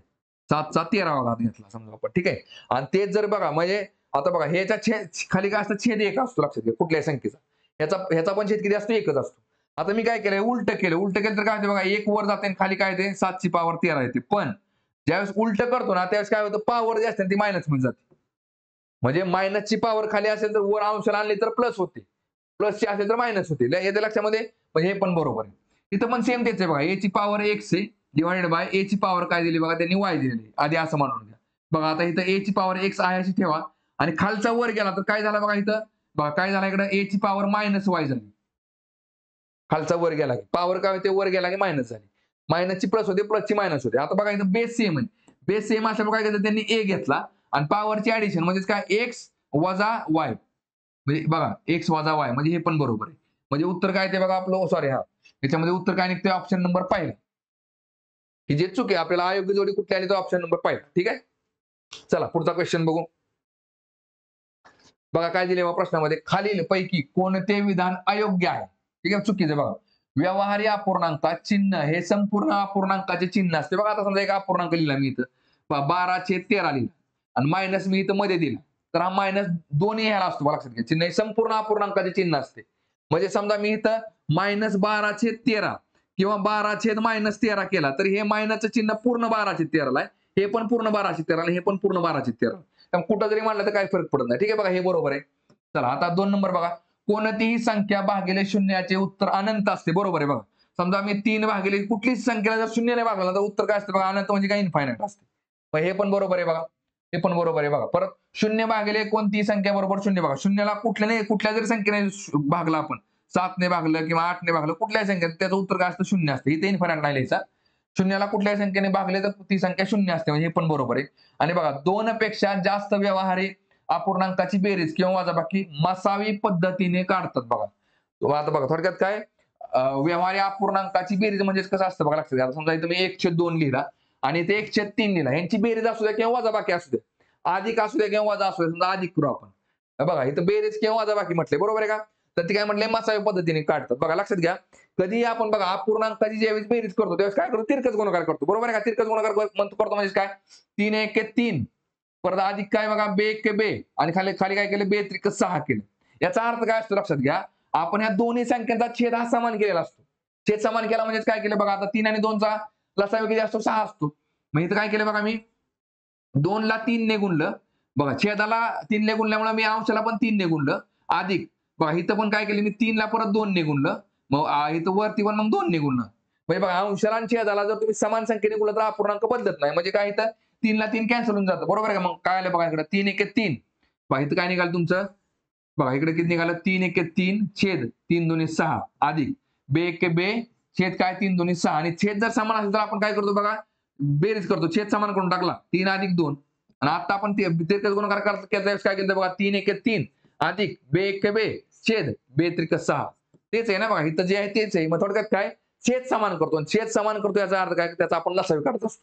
मग इथं काय दिसतंय बघा 2 पेक्षा जास्त व्यवहारी अपूर्णांकाची बेरीज किंवा वजाबाकी मसावी नाही तर तिथं काय नाही बघा लसावी पद्धतीने काढतात, लसावी. त्यामुळे हे चुकतंय बघा, हे चुकतंय. त्यामुळे आपलं उत्तर असेल ऑप्शन नंबर 4. ठीक आहे. चला पुढचा क्वेश्चन बघू. बघा आता काय दिले बघा, बघा बॉडमास पद्धतीने बघा. आता लक्षात घ्या, आधी ह्या संख्या आहेत ना 999 हे आधी पूर्णांकामध्ये करा आणि लिहून घ्या. बघा फक्त काय करता आपण 9 गुणिले 9 गुणिले 9. मग आता मला सांगा, मी अंशाला किती किती शून्य वाढवले? तर बघा इथं 1 2 3 4 5 6 शून्य वाढवले, बरोबर आहे का? म्हणजे इथं मी काय केलं बघा 6 शून्य वाढवले. एक वरती ह्या ह्या सगळ्या संख्यांना मी थोडक्यात काय 6 शून्य वाढवले. ठीक आहे बघा. मग तेच काय करतो अंशाला जर आताच काय बघितलं आपण बघा, ज्या बघा समजा इथं काय 1 आणि 2. मग 1 ला जर मी 100 ने गुणलं तर 100 होते. खाली पण 100 ने गुणलं तर 200 होते. समजा मी तेच 1 ला जर समजा 1000 ने गुणलं, तर मी 2 ला बी 1000 ने गुणलं तर अपूर्णांक माझा सेमच राहणार आहे बघा. मध्ये मी इक्वल टू चिन्ह दिले. म्हणजे 1/2 100/200 1000 काय 1000/2000 सेमच असतं. का? 100 ला बघा 2 शून्याला 2 शून्य कॅन्सल झाले, 1/2 झाला. इथं 1000 ला 1000 कॅन्सल झालं, 1/2 झाला. ठीक आहे. मग थोडक्यात काय अंशाला आणि छेदाला जर समान संख्येने गुणलं तर अपूर्णांक सेम राहतो. म्हणजे इथं बघा मी वरती 6 शून्य वाढवले, खाली पण 6 शून्य वाढवा. म्हणजे काय होईल बघा इकडं 1 2 3 4 4 शून्य वाढवले की 9 येते आणि आणखी 2 शून्य म्हणजे 2 शून्य पुढे वाढवा 900 झालं. आणि आता भाग घालवा. मग संख्या पूर्णांकात करायची आणि मग भाग घालवायचं. काय निघेल बघा इथं, चला 9 1 9 9 1 9. काय निघालं बघा 9 9 झाले 81. 81 छेद किती आलं बघा 100. आता बघा हे दशांश अपूर्णांकामध्ये कसं मांडलं असतं बघा, कुठल्याही संख्येचा छेद हा एकच असतो, बरोबर आहे का? म्हणजे मला जर बघा खाली छेद जर 1 करायचा असेल तर काय करावं लागेल, दशांश अपूर्णांकाचं चिन्ह ना इथं बघा, इथं डॉट असतो तो मी 2 घरं अलीकडे आणला, बरोबर आहे का? सेम मग मी काय केलं अंशाला पण 2 घरं अलीकडे आणेल. इथे काय निघेल मग निघेल बघा मग 0.81. म्हणून उत्तर किती असतं आपलं 0.81. ऑप्शन नंबर पहिला. ठीक आहे. चला पुढचा क्वेश्चन बघू. बघा नळ टाकीवरचा क्वेश्चन आहे. काय दिले बघा, पहिल्या नळाने 72 टप 3 मिनिटात भरतो, दुसऱ्या नळाने 6 मिनिटात भरतो. जर दोन्ही नळ एकाच वेळी चालू ठेवले तर 72 टप भरण्यासाठी किती वेळ लागेल? बघा 2 नळ आहेत समजा आपण ए आणि बी. ए आणि बी त्यातला बघा एक नळ 3 मिनिटात भरतोय आणि दुसरा नळ 6 मिनिटात भरतो. ठीक आहे बघा. आता 3 आणि 6 चा लसावी किती असतो मला सांगा? 6 असतो, बरोबर आहे का? म्हणजे बघा इथं आपण काय केलं, एकूण ती जो काय टब आहे ना तो किती लिटरचा पकडला बघा आपण? 6 लिटरचा पकडला. मग आता मला सांगा 6 लिटरचा टब इथं मिनिट दिले. बघा आता 6 लिटरचा टब भरायला जर ए ला 3 मिनिटं लागत असेल तर तो एका मिनिटामध्ये किती पाणी टाकणार आहे? 3 2 6 म्हणजे 2 लिटर पाणी टाकेल. आणि बघा तोच दुसरा नळ हा 6 मिनिटामध्ये भरत असेल 6 लिटरचा टब, तर तो एका मिनिटामध्ये 1 लिटर पाणी टाकेल. 1 लिटर. मग आता विचारलं काय मग त्यांनी आपल्याला, जर दोन्ही नळ एकाच वेळी चालू ठेवले तर 72 टब भरण्यासाठी किती वेळ लागेल मला सांगा? दोन्ही नळ एकाच वेळेस एका मिनिटामध्ये किती पाणी टाकतात? तर 2 आणि 1 3 लिटर पाणी टाकतात. मग त्यांना टब किती लिटरचा भरायचा? 6 लिटरचा. 6 लिटरचा टब भरायला 3 लिटरने किती वेळ लागेल बघा मग? 3 2 6 म्हणजे 2 मिनिटं. 2 मिनिटं म्हणजे ऑप्शन नंबर किती येते? 2 येते. ठीक आहे. चला पुढचा क्वेश्चन बघू. बघा काळकाम वरचा क्वेश्चन आहे बघा, टाइम अँड वर्क वरचा. काय दिले बघा, 8 मजूर रोज 4 तास काम करून एक काम 10 दिवसात पूर्ण करतात. तेच काम 20 मजूर रोज 4 तास काम करून किती दिवसात पूर्ण करतात? बघा काम सेम आहे बघा. काम जर सेम असेल ना तर कसं असतं बघा, लक्षात घ्या. माणसे माणसे गुणिले दिवस गुणिले तास बरोबर माणसे गुणिले दिवस गुणिले तास हा फॉर्म्युला वापरायचा. ठीक आहे बघा. बरं आता काय निघालं बघा इथं 8 मजूर, बघा 8 मजूर रोज 4 तास काम करून एक काम 10 दिवसात पूर्ण करतात. तर तेच काम बघा 20 मजूर रोज 4 तास काम करून किती दिवसात पूर्ण करतील? ठीक आहे बघा. मग आता काय करायचं, एक जागेला ठेवा. एक्स आपण जागेला ठेवला आणि 20 गुणिले 4 बरोबर 4 इकडे आणलं तर काय होईल बघा, 8 गुणिले 4 गुणिले 10 छेद 20 गुणिले 4 20 गुणिले 4. बघा मग आता काय निघेल, 4 ला 4 कॅन्सल गेलं, 0 ला 0 कॅन्सल झाला, बे एक बे बे चोक 8 म्हणजेच काय निघेल बघा 4 दिवस लागतील. Option number 3. ठीक आहे. चला पुढचा क्वेश्चन बघू आता. बघा रेशिओ अँड प्रपोर्शन वरचा सरासरी वरचा क्वेश्चन आहे. काय दिले बघा, ए बी सी डी यांचे मासिक सरासरी उत्पन्न 48,000 रुपये आहे. जर त्यांच्या उत्पन्नाचे गुणोत्तर 5 9 4 2 असेल तर सी चे उत्पन्न किती? ठीक आहे बघा. आता काय करायचं बघा, लक्षात घ्या. आता गुणोत्तरामध्ये प्रश्न दिलाय त्यांनी, बरोबर आहे का? आता बघा एबीसीडी 4 जण आहेत, बरोबर आहे का? त्यांचं हे 48,000 जे उत्पन्न आहे ते सरासरी उत्पन्न आहे. सरासरी प्रत्येकाचं उत्पन्न 48,000 आहे. मग त्यांचं एकूण उत्पन्न किती असेल बघा, आधी काढून द्या. बघा आता मला सांगा ए प्लस बी प्लस सीचं बघा गुणोत्तरामध्ये उत्पन्न किती आहे बघा त्यांचं एकूण हे उत्पन्न आहे म्हणजे 5x अधिक 9x अधिक 4x अधिक 2x हे त्यांचं एकूण उत्पन्न झालं. कुणाचं ए बी सी आणि डीचं गुणोत्तरामध्ये. गुणोत्तरामध्ये याची बेरीज किती निघेल बघा लक्षात घ्या. गुणोत्तरामध्ये किती झाली बघा बेरीज इकडं 5 आणि 9 झाले 14, 14 आणि 4 18, 18 आणि 2 20x हे झालं त्यांचं एकूण उत्पन्न. एकूण उत्पन्न गुणोत्तरामधलं झालं का गुणोत्तरामध्ये 20x उत्पन्न झालं. आता ते संख्येमध्ये किती काढून घ्या बघा. संख्येमध्ये किती असेल बघा 20x ची व्हॅल्यू किती आहे बघा लक्षात घ्या. तर 48,000 हे काय सरासरी उत्पन्न आहे 48,000 रुपये. हे सरासरी म्हणजे एकूण किती जण आहेत बघा तर 4 जण आहेत. म्हणून 48,000 गुणिले 4 येते लक्षामध्ये बघा. थोडक्यात काय 20x बरोबर झाले 48,000 गुणिले 4. मग इथं x ची व्हॅल्यू काढा. x ची व्हॅल्यू काय निघेल बघा इथं 48,000 गुणिले 4 छेद हे 20 बरोबरच्या पुढे गेले की छेदाला जाईल. येते लक्षामध्ये बघा. मग काय निघेल बघा आता इथं चला शून्याला शून्य गेला बघा बे के बे बे दुनी 4 ठीक आहे बघा. हा म्हणजे इथं काय निघालं बघा 48 दुनी किती झालं बघा 48 दुनी 96 आलं बरोबर आहे का. 96 आणि 96 वरती 2 शून्य म्हणजे 9,600 हे झाली x ची व्हॅल्यू. आता विचारलं काय त्यांनी आपल्याला तर c चे उत्पन्न किती. c चे उत्पन्न किती आहे बघा ह्याच्यामध्ये तर c चं उत्पन्न हे c चं उत्पन्न किती आहे 4x आहे बरोबर आहे का. c चं उत्पन्न काय निघेल बघा 4x म्हणजे बघा 4x म्हणजे काय झाले बघा 9,600 गुणिले 4 करा किती निघते बघा इकडं 4 सक 24 तर 4 आले. परत 4 नवे 36 36 आणि 2 झाले 38 आणि 38 वरती हे 2 शून्य म्हणजे किती झालं 38,400 38,400 रुपये हे झालं c चं उत्पन्न. ठीक आहे. चला पुढचा क्वेश्चन बघू आता.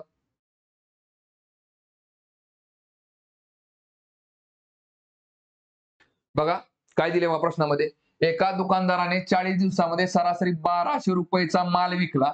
त्याने पहिल्या 30 दिवसात सरासरी 1000 रुपयाचा माल विकला तर शेवटच्या 10 दिवसात त्याची विक्री किती. बघा आता एकूण बघा दिवस घ्या इकडं बघा दिवस इकडे त्यांची सरासरी आणि इकडे एकूण बघा. आता दिवस किती आहेत बघा आपल्याकडे एकूण 40 दिवसात सुरुवातीला 40 दिवसाची सरासरी किती दिली बघा त्यांनी 1200 रुपये. सरासरी रोज 1200 रुपयाचं काम 1200 रुपयाचा माल विकलाय त्याने. मग 40 दिवसामध्ये कितीचा माल विकेल बघा तो 12 चोक 48 म्हणजे किती झाले इकडे बघा 4,000 12 चोक 48 आणि वरती हे 3 शून्य म्हणजे 48,000 रुपयाचा माल त्याने टोटल 40 दिवसामध्ये विकला. ठीक आहे. चला पण त्यातलं काय दिले बघा त्याच्यामध्ये त्याने पहिल्या 30 दिवसामध्ये सरासरी 1000 रुपयाचा माल विकलाय म्हणजे पहिल्या 30 दिवसामधला सरासरी त्याची किती आहे बघा तर 1000 रुपये. मग त्याने एकूण पहिल्या 30 दिवसामध्ये किती माल विकला असेल बघा तर 30,000 रुपयाचा बरोबर आहे का. मग 48,000 मधनं 30,000 रुपये गेले खाली किती राहिले बघा इकडे 18,000 रुपये बरोबर आहे का. विचारलं का त्यांनी आपल्याला तर शेवटच्या 10 दिवसात त्याची विक्री किती बघा. जर मग 10 दिवसामध्ये किती विक्री असेल बघा 30 आणि 10 40 बरोबर 18,000 रुपये. 30 दिवसामध्ये 30,000 रुपये कमवले आणि टोटल त्याने 38,000 रुपयाचा माल विकलेला आहे. तर मग टोटल काय शेवटच्या 10 दिवसामध्ये 18,000 रुपयाचा माल विकलेला आहे. मग आपल्याला विचारलंय काय तर त्याची विक्री किती शेवटच्या 10 दिवसात 18,000 रुपयाची. जर सरासरी विचारली असेल तर किती आला असतं मग 1800 रुपये. ठीक आहे. चला पुढचा क्वेश्चन बघू. बघा काय दिले प्रश्नामध्ये मागील वर्षी 46 रुपये किलो मिळणारी साखर या वर्षी 43 रुपये किलो दराने विकली मिळते तरी तर साखरेची किमतीत शेकडा घट सांगा. आता घट म्हणजे किती असते लक्षात घ्या. बघा बघा ह्याची छापील किंमत बघा छापील किंमत वजा सूट किंवा घट जे काय असेल ते बरोबर काय असते बघा विक्री किंमत असते बरोबर आहे का. मग आता बघा सुरुवातीला 46 रुपये तुमची छापील किंमत होती. आता झाली किती बघा विक्री किंमत झाली आता 43 रुपये. मग सूट किती दिली बघा तुम्ही 3 रुपये सूट दिलेले बरोबर आहे का. तर साखरेच्या किमतीत शेकडा घट सांगा बरोबर आहे का. बघ कसं असतं लक्षात घ्या. जसं आपण नफा आणि तोटा हा खरेदी किमतीवर काढतो तसं आपण सूट जे असते ना ती सूट किंवा घट जी काय असेल ते आपण कशावरती काढतो छापील किमतीवर काढतो किंवा त्याच्या येते लक्षामध्ये बघा. मग सुरुवातीला जी छापील किंमत आपली होती किती 46 रुपये ह्याला आपण कधी पण 100% पकडतो. आणि मग विचारलं काय तुम्हाला घट झाली किती तर घट 3 रुपये झाली तरी 3% म्हणजे किती.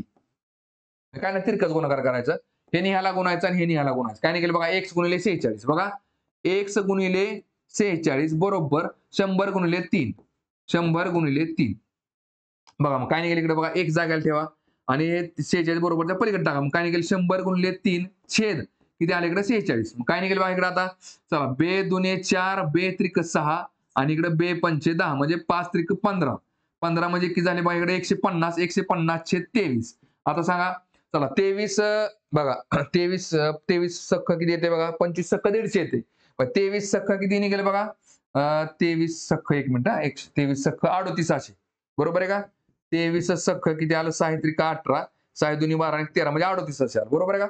150 बघा 23 सख्ख 3800 खाली राहिले 12 वरती 12 ला काय 23 ने भाग जात नाही म्हणून ते एक डॉट द्या आणि वरती एक शून्य वाढवा. 12 वर शून्य झालं 120 झाले. म्हणजे बघा 23 5 15 बरोबर आहे का? बघा 23 5 15 120 मधनं 115 गेले राहिले खाली 5 5 म्हणजे 50 5 वर शून्य 50 झाले 23 दुने 46 म्हणजे 6.52 उत्तर येते 6.52 ऑप्शन नंबर 2. ठीक आहे बघा कॅल्क्युलेशन तुम्हाला करता आलं पाहिजे. ठीक आहे बघा म्हणजे मी माझ्या पद्धतीने भाग घालवला तुम्ही तुमच्या पद्धतीने तुम्हाला भाग घालवता आला पाहिजे. ठीक आहे चला पुढचा क्वेश्चन बघू आता. चला काय दिले बघा प्रश्नामध्ये वेन डायग्राम चॅप्टरचा क्वेश्चन आहे बघा. एका परीक्षेत 80% विद्यार्थी इतिहासात उत्तीर्ण झाले आणि त्याच परीक्षेत 65% विद्यार्थी इंग्रजीत उत्तीर्ण झाले. दोन्ही विषयात 72% विद्यार्थी उत्तीर्ण झाले. बघा किती काय दिले बघा इथल्या इतिहास बघा इतिहास दुसरा विषय काय दिलाय त्यांनी इंग्रजी. ठीक आहे बघा आता दोन विषयाची माहिती दिली बघा. इतिहासामध्ये बघा आता एका परीक्षेत 80% विद्यार्थी इतिहासात उत्तीर्ण झाले बरोबर आहे का? इतिहासामध्ये किती उत्तीर्ण झाले बघा तर 80% म्हणून इथं 80 लिहा बाहेर. आणि इंग्रजीमध्ये किती उत्तीर्ण झाले तर बघा 65% विद्यार्थी उत्तीर्ण झाले. ठीक आहे बघा. आणि बघा आता परत पुढे काय दिले तर त्याच परीक्षेत 65% विद्यार्थी इंग्रजी सॉरी दोन्ही विषयांमध्ये 72% विद्यार्थी उत्तीर्ण झाले. आता 72% मांडायचं कुठं तर इथं मांडायचं 72%. ठीक आहे आता बघा ह्याच्यामध्ये 5 गोष्टी शिकायच्या असतात. कुठल्या बघा सर्कलमध्ये काय निघतं बघा हा जो भाग असतो ना हा बघा इथं जी रेष मारलेली मी हा फक्त इतिहासामध्ये पास झालेल्या विद्यार्थ्यांचा असतो. हा भाग फक्त इंग्रजीमध्ये पास झालेल्या विद्यार्थ्यांचा असतो. हा मधला भाग जो असतो ना तो दोन्हीमध्ये पास झालेल्या विद्यार्थ्यांचा असतो. ठीक आहे बघा. आणि हा जो भाग असतो तो बघा टोटल म्हणजे इतिहासामध्ये बघा फक्त शब्द वापरला तर एवढंच सांगायचं. फक्त शब्द जर काढला तर पूर्ण सर्कलमध्ये किती जण आहेत ना तेवढे सांगायचे. तो भाग असतो 80. ठीक आहे बघा इथं बघा फक्त इतिहास म्हटलं तर एवढंच सांगायचं. फक्त शब्द जर काढून टाकला इतिहास म्हटलं तर या पूर्ण सर्कलमध्ये जे असतं ना ते एवढं सांगायचं. ठीक आहे बघा बरं आता कसं असं लक्षात घ्या. इंग्रजीमध्ये जर तुम्ही मानताय 65% आहे टक्केवारीमध्ये दिल्या संख्येमध्ये नाही दिलेलं. संख्या असं जर आपण मानलं असतं कुठं मांडायचं ते सांगतो कसं. बघा जर इंग्रजीमध्ये 65% म्हटले 65% विद्यार्थी जर पास असतील आणि दोन्हीमध्ये जर 72% पास असतील तर हा 72चा पण काउंट म्हणजे ह्या पूर्ण सर्कलमध्ये किती आले पाहिजे बघा 65% आले पाहिजे. इथं ऑलरेडी 72 घेतले मग इथं 65 घेऊ शकतो का आपण? मग ह्याच्यामध्ये 65 येणार आहे का नाही? याचा अर्थ काय तर हा प्रश्न चुकीचा आहे लक्षात घ्या. ठीक आहे याचं उत्तर ह्याच यायला पाहिजे कारण प्रश्न हा चुकीचा आहे. पर्याय तर द्यायचं सोडून प्रश्न हा चुकीचा आहे. कसा येते लक्षामध्ये कारण इथं जो आकडा असतो ना तर तो बघा ह्याच्यामधली जी संख्या लहान आहे ह्या दोन्हीपेक्षा एकतर लहान असेल किंवा ह्या दोन्हीमध्ये जी संख्या लहान आहे कमीत कमी जास्तीत जास्त ती तेवढा मोठा असू शकतो. येते लक्षामध्ये बघा म्हणजे ह्याची बेरीज जी आली ना ह्या पूर्ण सर्कलची बेरीज ही हिथली आणि हिथली मिळून 65 असली पाहिजे. बघा ह्याची संख्या काय बघा 72 मी इथं लिहिली का नाही तर इथं मी किती लिहिणार 72 आणि 8 80 म्हणजे फक्त इतिहासामध्ये 5 80 आणि फक्त शब्द काढून टाकला आणि इतिहासामध्ये विचारलं तर मग किती झाले मग सॉरी फक्त इतिहासामध्ये झाले 5 8 आणि फक्त शब्द काढून टाकला तर इतिहासामध्ये 5 झाले 72 आणि 8 80 असा त्याचा अर्थ असतो. ठीक आहे बघा हा प्रश्न चुकीचा आहे. बघा ह्या प्रश्नाचं उत्तर बऱ्याच ठिकाणी तुम्हाला 27 काढून दिले त्यांनी तर हे चुकीची पद्धत आहे लक्षात घ्या. म्हणजे काय केले बघा लॉजिक काय पण उगा आपलं म्हणजे काय केले 80 आणि 65 म्हणजे बरोबर 100%च्या पुढे झाले तर 45% येते म्हणजे बघा 80 अधिक 65 तर किती येते बघा तर 145 येते. मग कसं असतं बघा 100%च्या पुढे गेलं आणि जी संख्या कॉमन असते ना म्हणजे जी संख्या एक्स्ट्रा निघाली ती दोन्हीमध्ये 5 असणारी असते 45%. ठीक आहे बघा इथं 45% त्यांनी द्यायला पाहिजे होतं. तर मग काहीतरी करून आपलं उत्तर काढता आलं असतं. ठीक आहे बघा तर मग इथं काय केलं बघा 145 ठीक आहे बघा आणि दोन्हीमध्ये दिले 72 मधनं 45 वजा केले आणि खाली आले उत्तर किती 27 तर हे चुकीच्या मेथड आहे. ठीक आहे बघा हा प्रश्न चुकीचा आहे. उत्तर 2 नंबर जरी दिला असेल तरी चुकीचं आहे. प्रश्नाचं उत्तर ह्याच यायला पाहिजे. ठीक आहे चला पुढचा क्वेश्चन बघू आपण. बघा काय दिले बघा प्रश्नामध्ये एक फळ विक्रेता त्याच्याकडील 60% पेरू विकतो व त्यानंतर त्याच्याकडे 780 पेरू उरतात तर त्याच्याकडे विक्री आधी एकूण किती पेरू होते. बघा आता 60% विकले राहिले टक्केवारीमध्ये किती 40% म्हणजे 780 ही जी काय रक्कम शिल्लक आहे 780 म्हणजे काय तर 40% रक्कम आहे तर एकूण म्हणजे 100% म्हणजे किती विचारलंय त्याने आपल्याला 100% म्हणजे किती x काय तिरकस गुणाकार करायचं हे न्यायला कोणाचं हे न्यायला कोणाचं बघा x गुणिले 40 बरोबर 100 गुणिले 780 100 गुणिले 780 बघा x जागाला ठेवा आणि या 40 बरोबरच्या पलीकडे टाका म्हणजे काय होईल बघा 100 गुणिले 780 छेद काय होईल बघा इकडं 40 होईल. आता भाग घालवा बघा किती निघेल चला किती निघते इकडे बघा शून्याला शून्य गेला बघा आणि परत 4 एक्के 4 4 एक्के 4 4 आणि 3 7 3 8 38 4 9 36 36 आणि 2 38 4 5 20 195 गुणिले 10 की झाली बघा तर 1950 एक्स ची व्हॅल्यू किती झाली बघा 1950 म्हणजे ऑप्शन नंबर पहिला. ठीक आहे चला पुढचा क्वेश्चन बघू आता. चला पुढचा क्वेश्चन बघू काय दिले बघा. अमितने 6500 रुपयाने खरेदी केलेला परफ्यूम 8100 रुपयाला विकला तर शेकडा नफा किती बघा. आता नफा आणि तोटा चॅप्टरवरचा क्वेश्चन आहे कधी पण बघा लक्षात घ्या नफा आणि तोटा हा खरेदी किमतीवर काढला जातो बघा फॉर्म्युला कसा असतो लक्षात घ्या एवढं लक्षात ठेवायचं बघा. खरेदी किंमत बघा खरेदी किमतीमध्ये आपण काय केले बघा नफा ऍड करतो बरोबर आहे का. 100 रुपयाची वस्तू जरी 20 रुपये नफ्याने कमवायची तर वस्तू आपल्याला काय करावं लागेल 100 रुपये किंमत 20 रुपये नफा विक्री किंमत झाली 120 रुपये याप्रमाणे इथं झाली विक्री किंमत. बघा आता मला सांगा तुमची खरेदी किंमत किती आहे बघा आम्ही ते 6500 रुपयाला खरेदी केलेली एक वस्तू आहे बरोबर आहे का. 6500 रुपयाला खरेदी केली आणि बघा ना विकली किती बघा तर 8100 रुपयाला विकली. विक्री किंमत किती 8100 आहे म्हणजे थोडक्यात काय 6500 आणि 7500 परत 600 म्हणजे एकूण 1600 रुपये तुम्हाला नफा झाला बरोबर आहे का. बघा 8100 मधून जर तुम्ही 6500 वजा केले तर तुम्हाला 1600 रुपयाचा हा नफा झालेला आहे. 1600 रुपये तुमचा नफा झालेला आहे.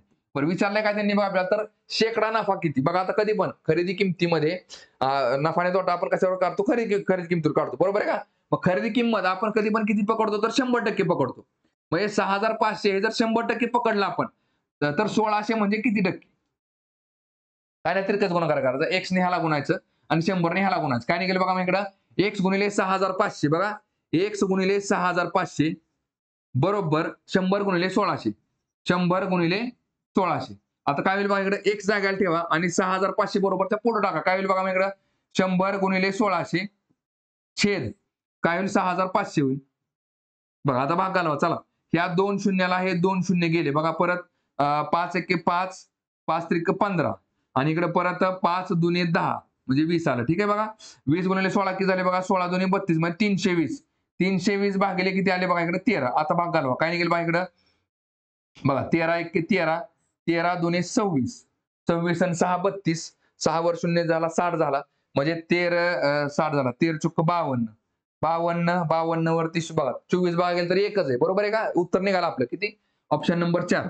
ठीक आहे चला 13 चुक 52 खाली झाले 8 8 वर शून्य 80 झाले 13 सख्ख 88 88 आणि 2 80 2 वर शून्य 20 13 1 13 म्हणजे 24.61 उत्तर येते ऑप्शन नंबर 4.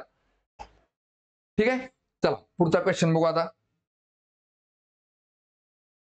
बघा परत तुमचा प्रश्न नफा आणि तोटा चॅप्टर वरती पण विचारला का तुम्हाला छापील किंमत आणि सूट वरती. ठीक आहे बघा काय दिले बघा एका दुकानदाराने एक टेबल 4700 रुपयाला विकला जर टेबलची दर्शनी किंमत म्हणजेच काय बघा छापील किंमत म्हणजे लेबलवरची किंमतच नाही का शर्ट वरती लिहिलेली तर टेबलची दर्शनी किंमत किती आहे बघा 5900 रुपये असेल तर ग्राहकाला किती टक्के सूट मिळाली जसं आपण आता बघितले काय बघा नफा आणि तोटा खरेदी किमतीवर काढला जातो तसं सूट ही छापील किमतीवर काढली जाते म्हणजेच काय बघा समजा आता बघा दुकानामध्ये तुम्ही गेला एखादा शर्ट घ्यायला आणि त्याच्यावरती जी काय त्या लेबलवरती किंमत असते त्याला आपण छापील किंमत म्हणतो बरोबर आहे का समजा 100 रुपये छापील किंमत आहे आणि तुम्हाला दुकानदाराने काय केलं बघा तर ती वस्तू 80 रुपयाला दिली याचा अर्थ 20 रुपये तुम्हाला काय झालं सूट दिली त्याने बरोबर आहे. मग कसं असतं आपण छापील किमतीमधून सूट वजा करतो बरोबर काय असते मग इकडे विक्री किंमत असते बघा विक्री किंमत म्हणजे इथं काय होईल बघा इकडं छापील किंमत आपली किती आहे इकडं तर बघा एका दुकानदाराने एक टेबल विकला दर्शनी किंमत किती आहे 5900 रुपये म्हणजे 5900 रुपये तुमची छापील किंमत आहे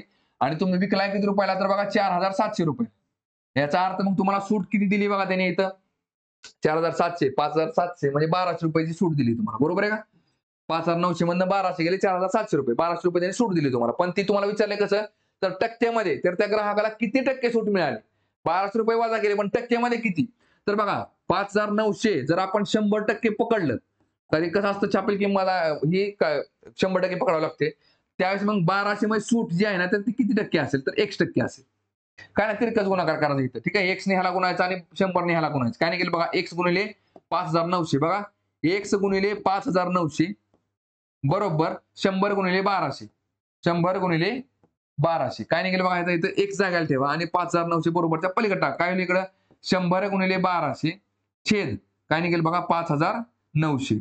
आता इथे बघा ह्या 2 शून्याला मी हे 2 शून्य घालवले, किती येते बघा 1200 भागिले 59. बघा लक्षात घ्या, आता मी 59च्या ऐवजी तात्पुरतं लक्षात घ्यायचं. 59च्या ऐवजी जर मी 60 लिहिलं, 60 ने जर 1200ला भागलं तर उत्तर काय येते बघा, हा शून्याला शून्य कॅन्सल झाला आणि 6 दुने 12 म्हणजे काय येते बघा 20% येते. बरोबर आहे का? जर मी तात्पुरतं बघा 1200ला जर इकडे मी 60 ने भागलं तर किती उत्तर येते माझं 20% उत्तर येते, 20 उत्तर येते. बरोबर आहे का? पण बघा आता पण माझी संख्या किती आहे, 60च्या ऐवजी 59 आहे, म्हणजे मी लहान संख्येने भागतोय. मग संख्या जर लहान केली तर माझं उत्तर काय बघा 20% जास्त येणार आहे. बरोबर आहे की नाही? बघा 20च्या बघा इथं 60च्या ऐवजी जर मी 120 केलं, संख्या दुप्पट केली तर काय निघेल बघा 10% उत्तर येईल. मग थोडक्यात काय, छेद लहान करत गेलो की उत्तर मोठं निघत जाते, छेद मोठा केला की संख्या उत्तर लहान येत जाते. बरोबर आहे का? बघा 59च्या ऐवजी जर 60 घेतलं तर उत्तर 20% आलं. 60च्या ऐवजी 59 घेतलं तर उत्तर वाढणार आहे, कारण मी लहान संख्येने बघतोय. म्हणजे 20 पॉईंट समथिंग काहीतरी उत्तर असले. बरोबर आहे का? इथं जर मी भाग घालवला 59 ने तर बघ काय निघेल बघा 20 पॉईंट समथिंग उत्तर आलं पाहिजे. म्हणजे थोडक्यात काय 20.33, ऑप्शन नंबर 3. एकच ऑप्शन आहे 20 पेक्षा जास्त असणार 20.33. ठीक आहे. चला पुढचा क्वेश्चन बघू आता.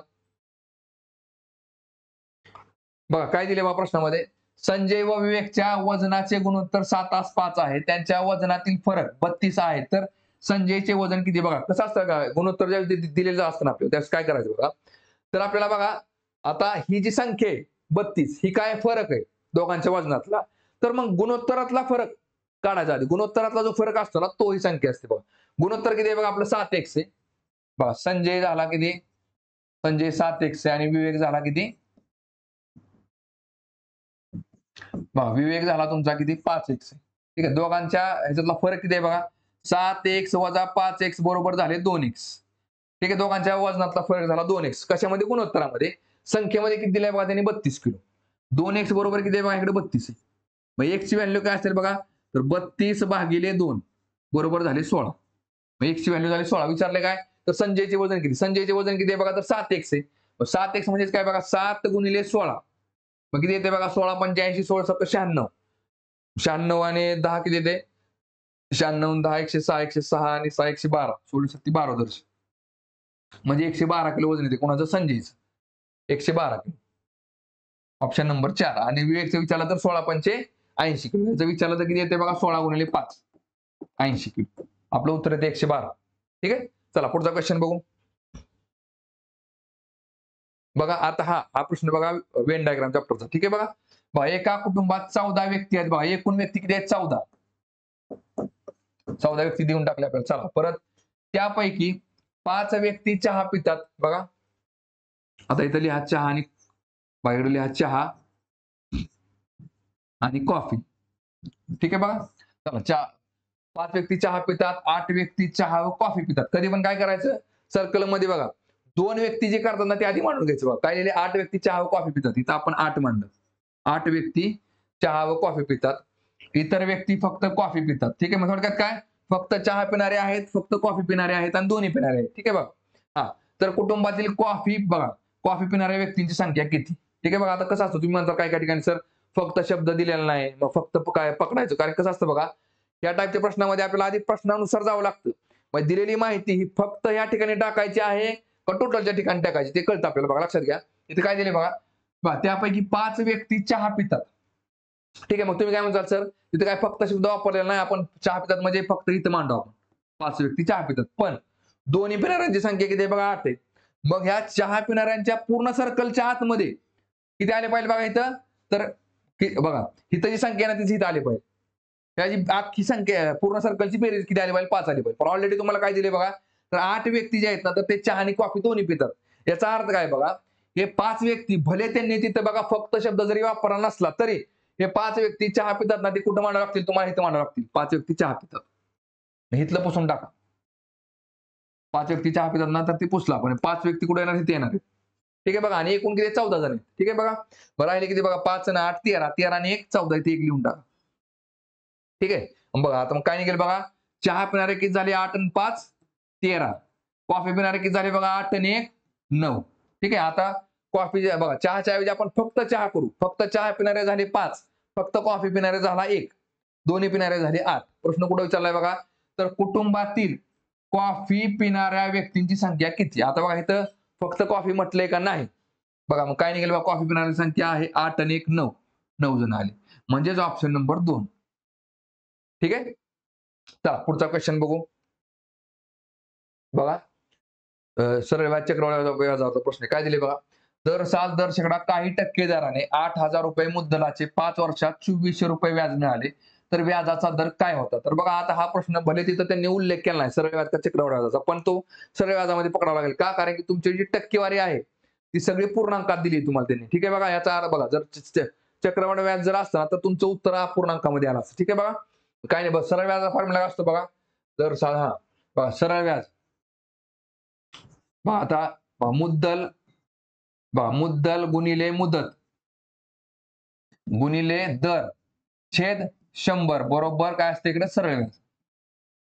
म्हणजे ज्याला तुम्ही काय म्हणता PNR divided by 100 is equal to simple interest सरळ व्याज. बरोबर आहे का? बघा काय निघते आता मुद्दल म्हणजेच काय, मुद्दल किती आहे बघा तुमची 8,000 रुपये मुद्दल आहे.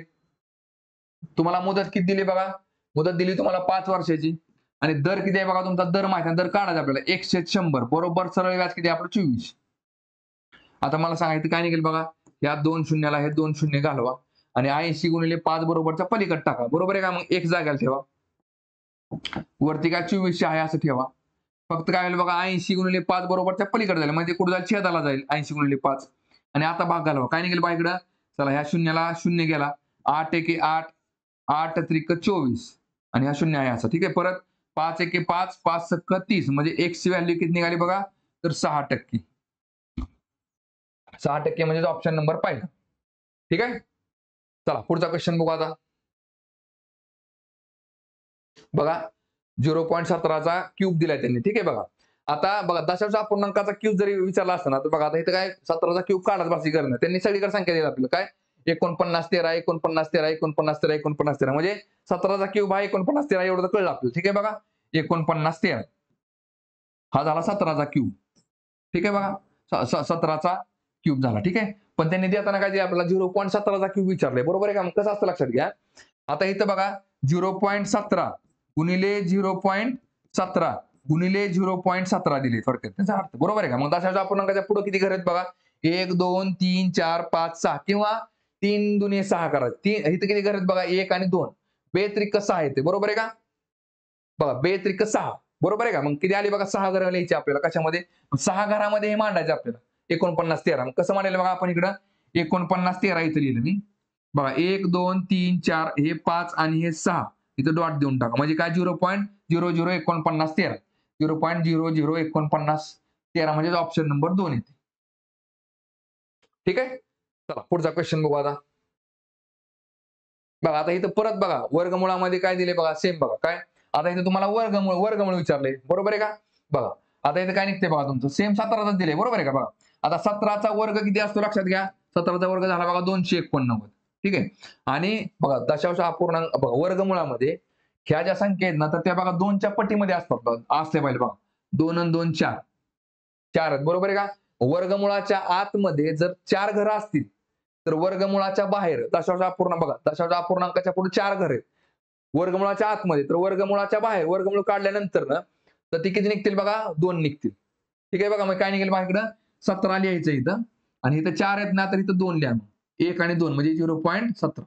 उत्तर काय निघेल बघा इथं आपलं 0.17चा जर वर्ग पकडला आपण तर तो बघा काय निघेल बघा इथं दशांश अपूर्णांकाच्या पुढे 2 घर आहेत, मग वर्ग काढल्यानंतर किती निघतील बघा, तर 4 निघतील म्हणजेच काय 289 लिहायचं आणि बघा हे 1 2 आहे ना तर 2 2 4 म्हणजे 1 2 3 आणि 4 म्हणजे 0.0289 सेम तसं. ठीक आहे, म्हणजे आपलं उत्तर काय निघेल ऑप्शन नंबर पहिला 0.17. ठीक आहे, चला पुढचा क्वेश्चन बघू आता. बघा आता इथं बऱ्याच जणांचं बघा उत्तर चुकलेले बघा का, इथं तुम्हाला विचारलं काय बघा तर बघा या सामग्रीचे मध्यक विचारा. ठीक आहे बघा, म्हणजे कसं असतं लक्षात घ्या, इथं मध्यक आणि बहुलक असतं बघा. ठीक आहे, बहुलक सांख्यिकीमध्ये बघा, मग ह्याला काय म्हणतो आपण बघा मीन, ह्याला म्हणतो आपण मीडियन आणि ह्याला म्हणतो आपण मोड. इथं तुम्हाला मीन विचारलेला नाही, मध्य विचारलेला नाही, इथं तुम्हाला मध्यक विचारलेला आहे म्हणजेच काय मीडियन. बऱ्याच जणांनी ह्याचा ऍव्हरेज काढले बघा. ठीक आहे, तर ते चुकीचं आहे. उत्तर काय आहे ते बघा. या सगळ्या संख्या काय करायचं, एक तर चढत्या क्रमाने लिहा किंवा उतरत्या. चढत्याने लिहू आपण. ठीक आहे बघा. काय निघेल बघा इकडे 43, 45 बघा 43, 45 परत काय निघते बघा इकडं 49 चला परत 53 परत 62 सॉरी 53 नंतर 57 57 नंतर 62 आणि 73. ठीक आहे बघा. आता ह्याच्यामधली जी संख्या मधली असते ना बघा, मधली म्हणजे कुठली 1 2 3 4 5 6 7 संख्येत म्हणजे मधली संख्या कुठली झाली 1 2 3 4 हे झालं तुमचं मध्य 53 म्हणजे उत्तर काय निघेल बघा ऑप्शन नंबर 3. तुम्हाला जर मध्य विचारला असतं तर तुम्हाला इकडं मीन म्हणजे थोडक्यात मध्य म्हणजे मीन तर ऍव्हरेज काढावा लागला असतं. याचा अर्थ असतो ऍव्हरेज. तुम्हाला मध्य एक विचारला मधली संख्या काय ते 53 ऑप्शन नंबर 3. ठीक आहे. चला पुढचा क्वेश्चन बघू. बघा आता खालीलपैकी योग्य सूत्र कोणते विचारले बघा. ठीक आहे.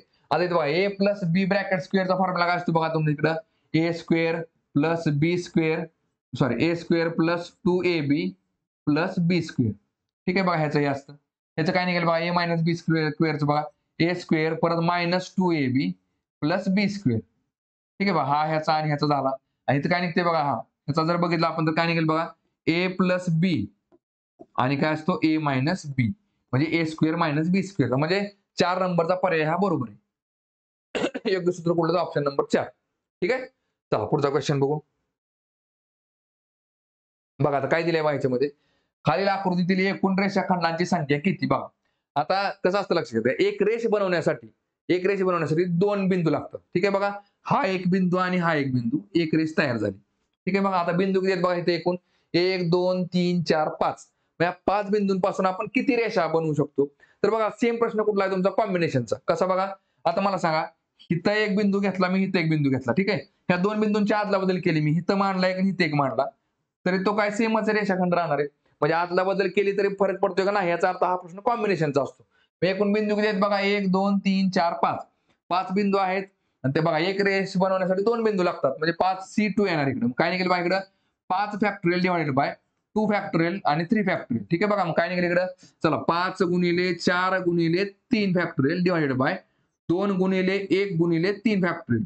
इथे लक्षामध्ये फॅक्टोरियलचा अर्थ काय असतो उलटा गुणाकार 1 पर्यंत करत जायचं. इथं मी 3 पर्यंत का स्टॉप केलं कारण की मी 3 ला 3 कॅन्सल करू शकतो. चला 3 ला 3 कॅन्सल झाले बे के बे बे दुनी 4 म्हणजे 5 दुने 10 उत्तर येते बघा 10 रेषाखंड बनवू शकतो आपण 10 रेषा म्हणजे ऑप्शन नंबर 2. ठीक आहे. ठीक आहे. तर बघा थांबू आता आपण या ठिकाणी